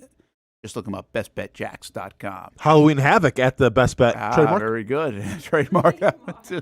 I think that one might be trademarked. It is. It's a wrestling thing. It's all good, Is though. it? Okay. Yeah, we're good. All right, here's what I got. I didn't deep dive, I will be honest with you, but I did get them done before the show. But I wanted a lot of thought in these, so I don't love them. So let's just try to get on the board. I'm going to start from the... Hey, Brent, people are listening to try to tail you, and this is what you're telling them. Well, I don't just love be any honest. of these. These suck, but yeah, go ahead and tail. I said I don't love them. Okay. Partly because I didn't... Look, I don't win a lot on these. Sure. I tried to get on the board in early October is essentially what I did here Hey, with the Brewers, Phillies, and Mariners. I'm taking the right side first. That was the first one I did. Nice. So we go a little baseball on Saturday. Stayed away from the Yankees, even though I kind of feel like the Yankees are going to win. But we'll go with Game 1 wins for the folks that had some rest. Dangerous. Very dangerous. But I still think for pitching-wise, they're set up better. Go ahead and chalk that one up. As a win? No. Oh. Brent, your college play here, Yep. that's cashing. This is a heater. The middle one? Yeah, Right man. there, yeah. Okay, so we got Clemson, 9.5. I kind of feel like you did about Penn State. Clemson's got to prove something here sooner or later. You think? And I lowered it. It was 14.5, lowered it down to 9.5. The Notre Dame has been hitting the overs in the first half of games. And Boise State can score. They had a quarterback. We're going to take that. We knocked it down from like 62. You might want to just play it straight up. And then total points over Vanderbilt and Alabama. Love it. I think we're going to get some scoring in this game. Love it. And Gonna get scoring. I don't know if Vandy, I couldn't feel if this game was going to be close or not. You know? Yeah. Alabama coming off the Georgia win, though, I kind of like Vanderbilt to sneak up on them. But I don't know if they're sneaking up on anybody anymore. Anyway, Texas, I got them getting 1.5, really just to win that football game. I think it could be a blowout in favor of Texas in Gainesville, but we'll see. It's hard to see if it's going to be a blowout. Florida blowing them. You know what I'm saying? Like it's going to the other side, like, no way. There's no way. Florida's winning 17-16. Yeah. Or they're probably getting beat pretty good. Correct. Is it's a good pick. the feel. And then let's see, we got my eyes don't work well. Vikings, from way Broncos. Over here. Vikings Broncos. No, Vikings Browns. We had to have something on that early game, and I can't imagine there's a lot of points scored in this game. Browns defense is so good. Vikings defense is good. And Vikings defense so good going against Gabriel. Yeah, my question is, how is it minus 400 for 45.5? Because it was minus 52 it or was something. 36. Oh. I raised it up. Okay. Oh, it was 36. 36 is the over-under. Yeah, I went the other way. I got the Ravens. Is it Iowa game? All Sorry. of a sudden, people love the Texans, my kid included. And I'm like, I'm not sure, man. The Texans, they beat the Titans. You still got to go to Baltimore. I don't care if I'm playing quarterback. You got to deal with Derrick Henry. And Baltimore finds ways to win. Baltimore going to 1-4? Man. At the foot of the Texans? Could you imagine? I don't think so. I'll give them 3.5. What's that other one?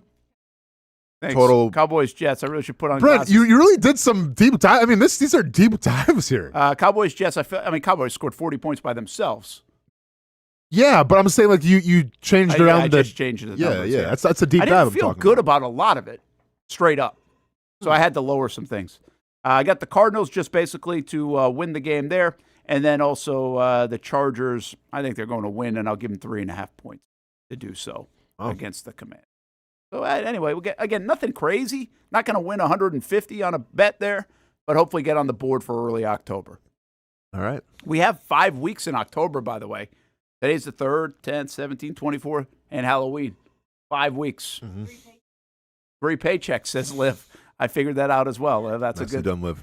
You got to love the 3 paycheck months. You get a couple of them a year. All right, Hamby, let's go and see your Chicago Cubs on every single betting slip here. Yeah, I actually didn't go Because you're degenerate. any baseball. No baseball. No baseball? Baseball's hard to figure Hamby, right now. catch the fever, man. I've actually bet on Soccer? A little baseball this week and done well. The wild card games, but I did okay. I'm sticking around, or I'm doing. The Rams might have killed me last night. Oh, did you have him in Survivor? Like, oh, Not Survivor, I had but him in just a Survivor. win. Just Hey. win. Oh, Just win. in case you're wondering, my 4 props last night hit for that game. Did they? Oh, it's all over. I mean, it was a high-scoring game. Yeah, true. Good point. All right, so we'll start on the left. We got Georgia minus 13.5 and a get-right game. Beat Kentucky by 2 touchdowns. Michigan, I love this one, minus 12.5. They got to beat Wisconsin. Sorry, Austin. No, I mean, but those guys just don't play defense. No, okay, it's cool, but I'm gonna say one thing though. Michigan likes to pound the rock. Wisconsin, if they're healthy, can stop them of the pounding of the rock. So that could be interesting. But go ahead. I mean, it's a 19.5 point line. It's down at 12.5. Yeah, bring it down. Obviously, I like it. I'm bringing everything down. Florida, Texas under 46.5. They're not combining for 47. That's a 27-20 game. That's not happening. Clemson minus 7.5, just like Brent, 2 points less to cover and beat the fighting Jordan Hudsons. NFL-wise, I got the Colts at home. I just think, I'm not a believer in the Colts long-term, but against the Raiders to fade the 1-point L, I like those odds. Cardinals, Brent, you had the same thing, minus 1.5 against the Titans. Jags minus 9.5, obviously at home against the Chiefs. You can get 7, 8. You can lose by all that and still cover. I like that. And then Bills minus 5.5 against the Patriots. That line is low. It's an 8-point spread. 7.5, I think I saw. Yeah. 7.5, 8. I don't understand that. I'm not a believer in the Patriots, especially with. I figured if it was in New England, it would be like minus 6. Yeah. The fact that it's in Buffalo, I like the Bills a lot. A couple props. Chase Brown over 18.5. Browning's going to feed him as long as Burrow's out. Game script for sure. They're going to be down. Probably. They'll throw the football. James Cook, I'm kind of tailing Austin, what you and Casey have done the last couple of weeks, where he's been crushing this in the first quarter. He's been eating right now, so I'll take 15 yards in the first quarter alone, and then Tet McMillan to get 5 catches. Then I did an all Jags prop. In Chiefs, I have the Jags plus 3.5 in the first half. Without knowing what Griffith's article was, I like him in the first half to go. All they got to do is be down 3 or less at the half. I like that. Xavier Worthy over 40 receiving yards. I think he'll be obviously the focal point of Mahomes and their offense. Brian Thomas Jr. Over 5 yards in the first quarter. He's going to get a catch on the first drive. I do like that because you think they're going to try to get him some confidence Monday Night Football. And they've actually started almost every game with a toss to him in the first drive. Right. That's not a bad one. Yes. And then, what is Brent this Strange. one? Brent Strange, short record 25 plus. Strange over 24.5 yards full game. Pretty good. That's a 3.7 burger to win 1850. What did you do? I did 6.3, 6.3, 3.7. Andy's scraping change into his car. I gotta go again. That's the change scraper right there, man. Is that. You're just gonna stick your hand underneath the movie seat and hopefully you pull out some cash from somebody else. A couple weeks ago, I did 6.3, 6.3, 6.3, like 1. Yeah. I figured I'd it's very creative. stay away from the $1. Do we have Casey's or not? Yes, I'm pulling it up. Oh, you do. While you do that, hey, don't forget to check out Armor Guard Exterior Gutter Helmet of NorthFlorida.com. You can give them a call, 904-762-7779 to get a free estimate. And if you tell them Action Sports Jax sent you, the Brent Austen Show, 25% off Armor Guard Exterior products today. On the website, it says 15% off. Listening to us, tell them that you listen to us, 25% off. You can see the QR code actually on the screen right now as well. It's a great weekend to take a look at what you're doing around your home. Gutters, awnings, screens, windows and doors, storm protection too. Armor Guard Exterior, Gutter Helmet of NorthFlorida.com. All right, Casey's got 2 bets, $10 bets. So he's got the under of Texas, Florida, which I have as well. He's at 44. I had it at 46. And then he's got Vandy hanging around, maybe a late backdoor cover, something like that. Explosive offense plus 10.5. That's $10 to win 32. And then he's got a touchdown prop with Michael Carter now that Trey Benson is out, obviously in addition to James Conner. So I guess they're going to run a duo of Michael Carter and Amari DiMercado in Arizona against the Titans. They should score. Which one? He's picking Michael Carter. That's plus 100. And then Tyler Warren anytime against the Raiders. That's good odds for him. That's 10 to win 51 if they can make it happen. Okay. Oh, there you go. That is our weekend wagers. And Casey will hit the dartboard next week. I'll be Dan Hicken sometime next week is the plan. And we got Monday Night Football, so we got another day to talk about the Jags game, of course. We got all weekend on the horizon. We're going to see everybody there on Monday Night Football, our coverage all day Monday. Hope everybody does have a good weekend. We've got high school football starts tonight at 7 o'clock. Full weekend of content on all the different Action Sports Jax platforms, including right here on the Action Sports Jax 24/7 network, actionsportsjax.com. If you're car shopping this weekend, hit Nimnick Buick GMC. Nobody but Nimnick. I love my 2024 GMC Sierra Elevation.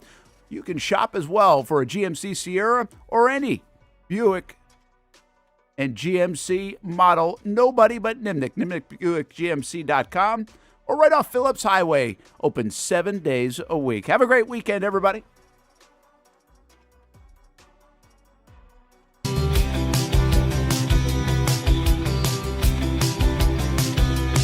Welcome inside the Armor Guard Exterior and Gutter Helmet Showroom. There's a lot going on, like glass exteriors, replacement windows, and down there we have the retractable screens and awnings, plus hurricane protection.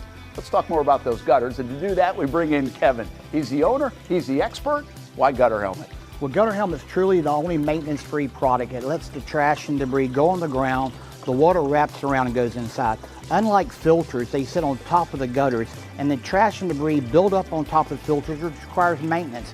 With gutter helmet, we're going to keep you off the ladder, the most dangerous thing in your garage. With gutter helmet, you'll never clean your gutters again.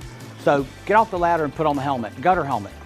Get a free estimate at gutterhelmetofnorthflorida.com. You can also call 904-762-7779 or visit the showroom on St. John's Bluff Road in Jacksonville.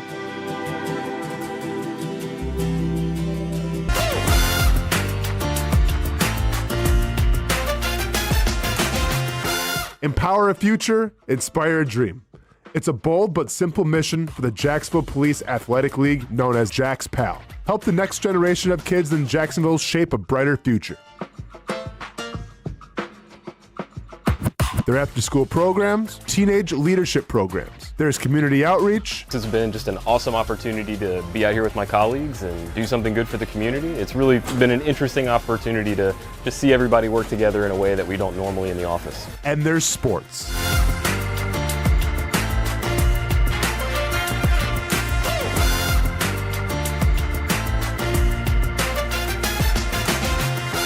There are also ways you can help the next generation with a donation of any kind. Just visit jaxpal.org to get more information. Empower a future, inspire a dream with Jax Pal. It's one of the hot spots in the area. Welcome you to String Sports Brewery out at the beach. Big crowd on hand tonight. The fans are here. And now, the newest hot spot at the beach is open. String Sports Brewery in Jax Beach has opened its doors with rave reviews. We're going to be fans forever. Cozy up to the bar, grab a seat in the sports-themed restaurant, or grab a seat outside and feel that breeze coming off the beach as the weather warms. Just like the original location in Springfield, try the popular beer menu and come for lunch or dinner too, because the food is fantastic. We got a special guest in the house. He's happy. He's feeling good. He's Trayvon Walker. It's where we hosted Jags Report Live in the football season, and the String Sports Brewery staff can't wait to host you. Hey, welcome back here to String Sports Brewery. And if you haven't checked out the new location in Jax Beach, you got to do it. String Sports Brewery, now with 2 locations in Springfield and now open in Jax Beach on Penman Road. There's a saying in sports, you can't win them all, but you can win a lot with good folks on your team. Like that one painter, First Coast. It's tough to beat the sun in Florida, so your home fades. It's tough to beat that HOA when they come calling. Beat the sun, beat the HOA with that one painter, First Coast. And it's a good time to do it. Less rain to work around, and painting in mild temperatures is perfect. After all, the paint bonds to the surface so much better. Give that one painter First Coast a call at 904-417-3557 or look them up at first-coast.thatonepainter.com. Fast estimate, guidance on color and HOA requirements, and the highest quality job you'll find anywhere. Be a big winner in your neighborhood with that one painter First Coast on your team.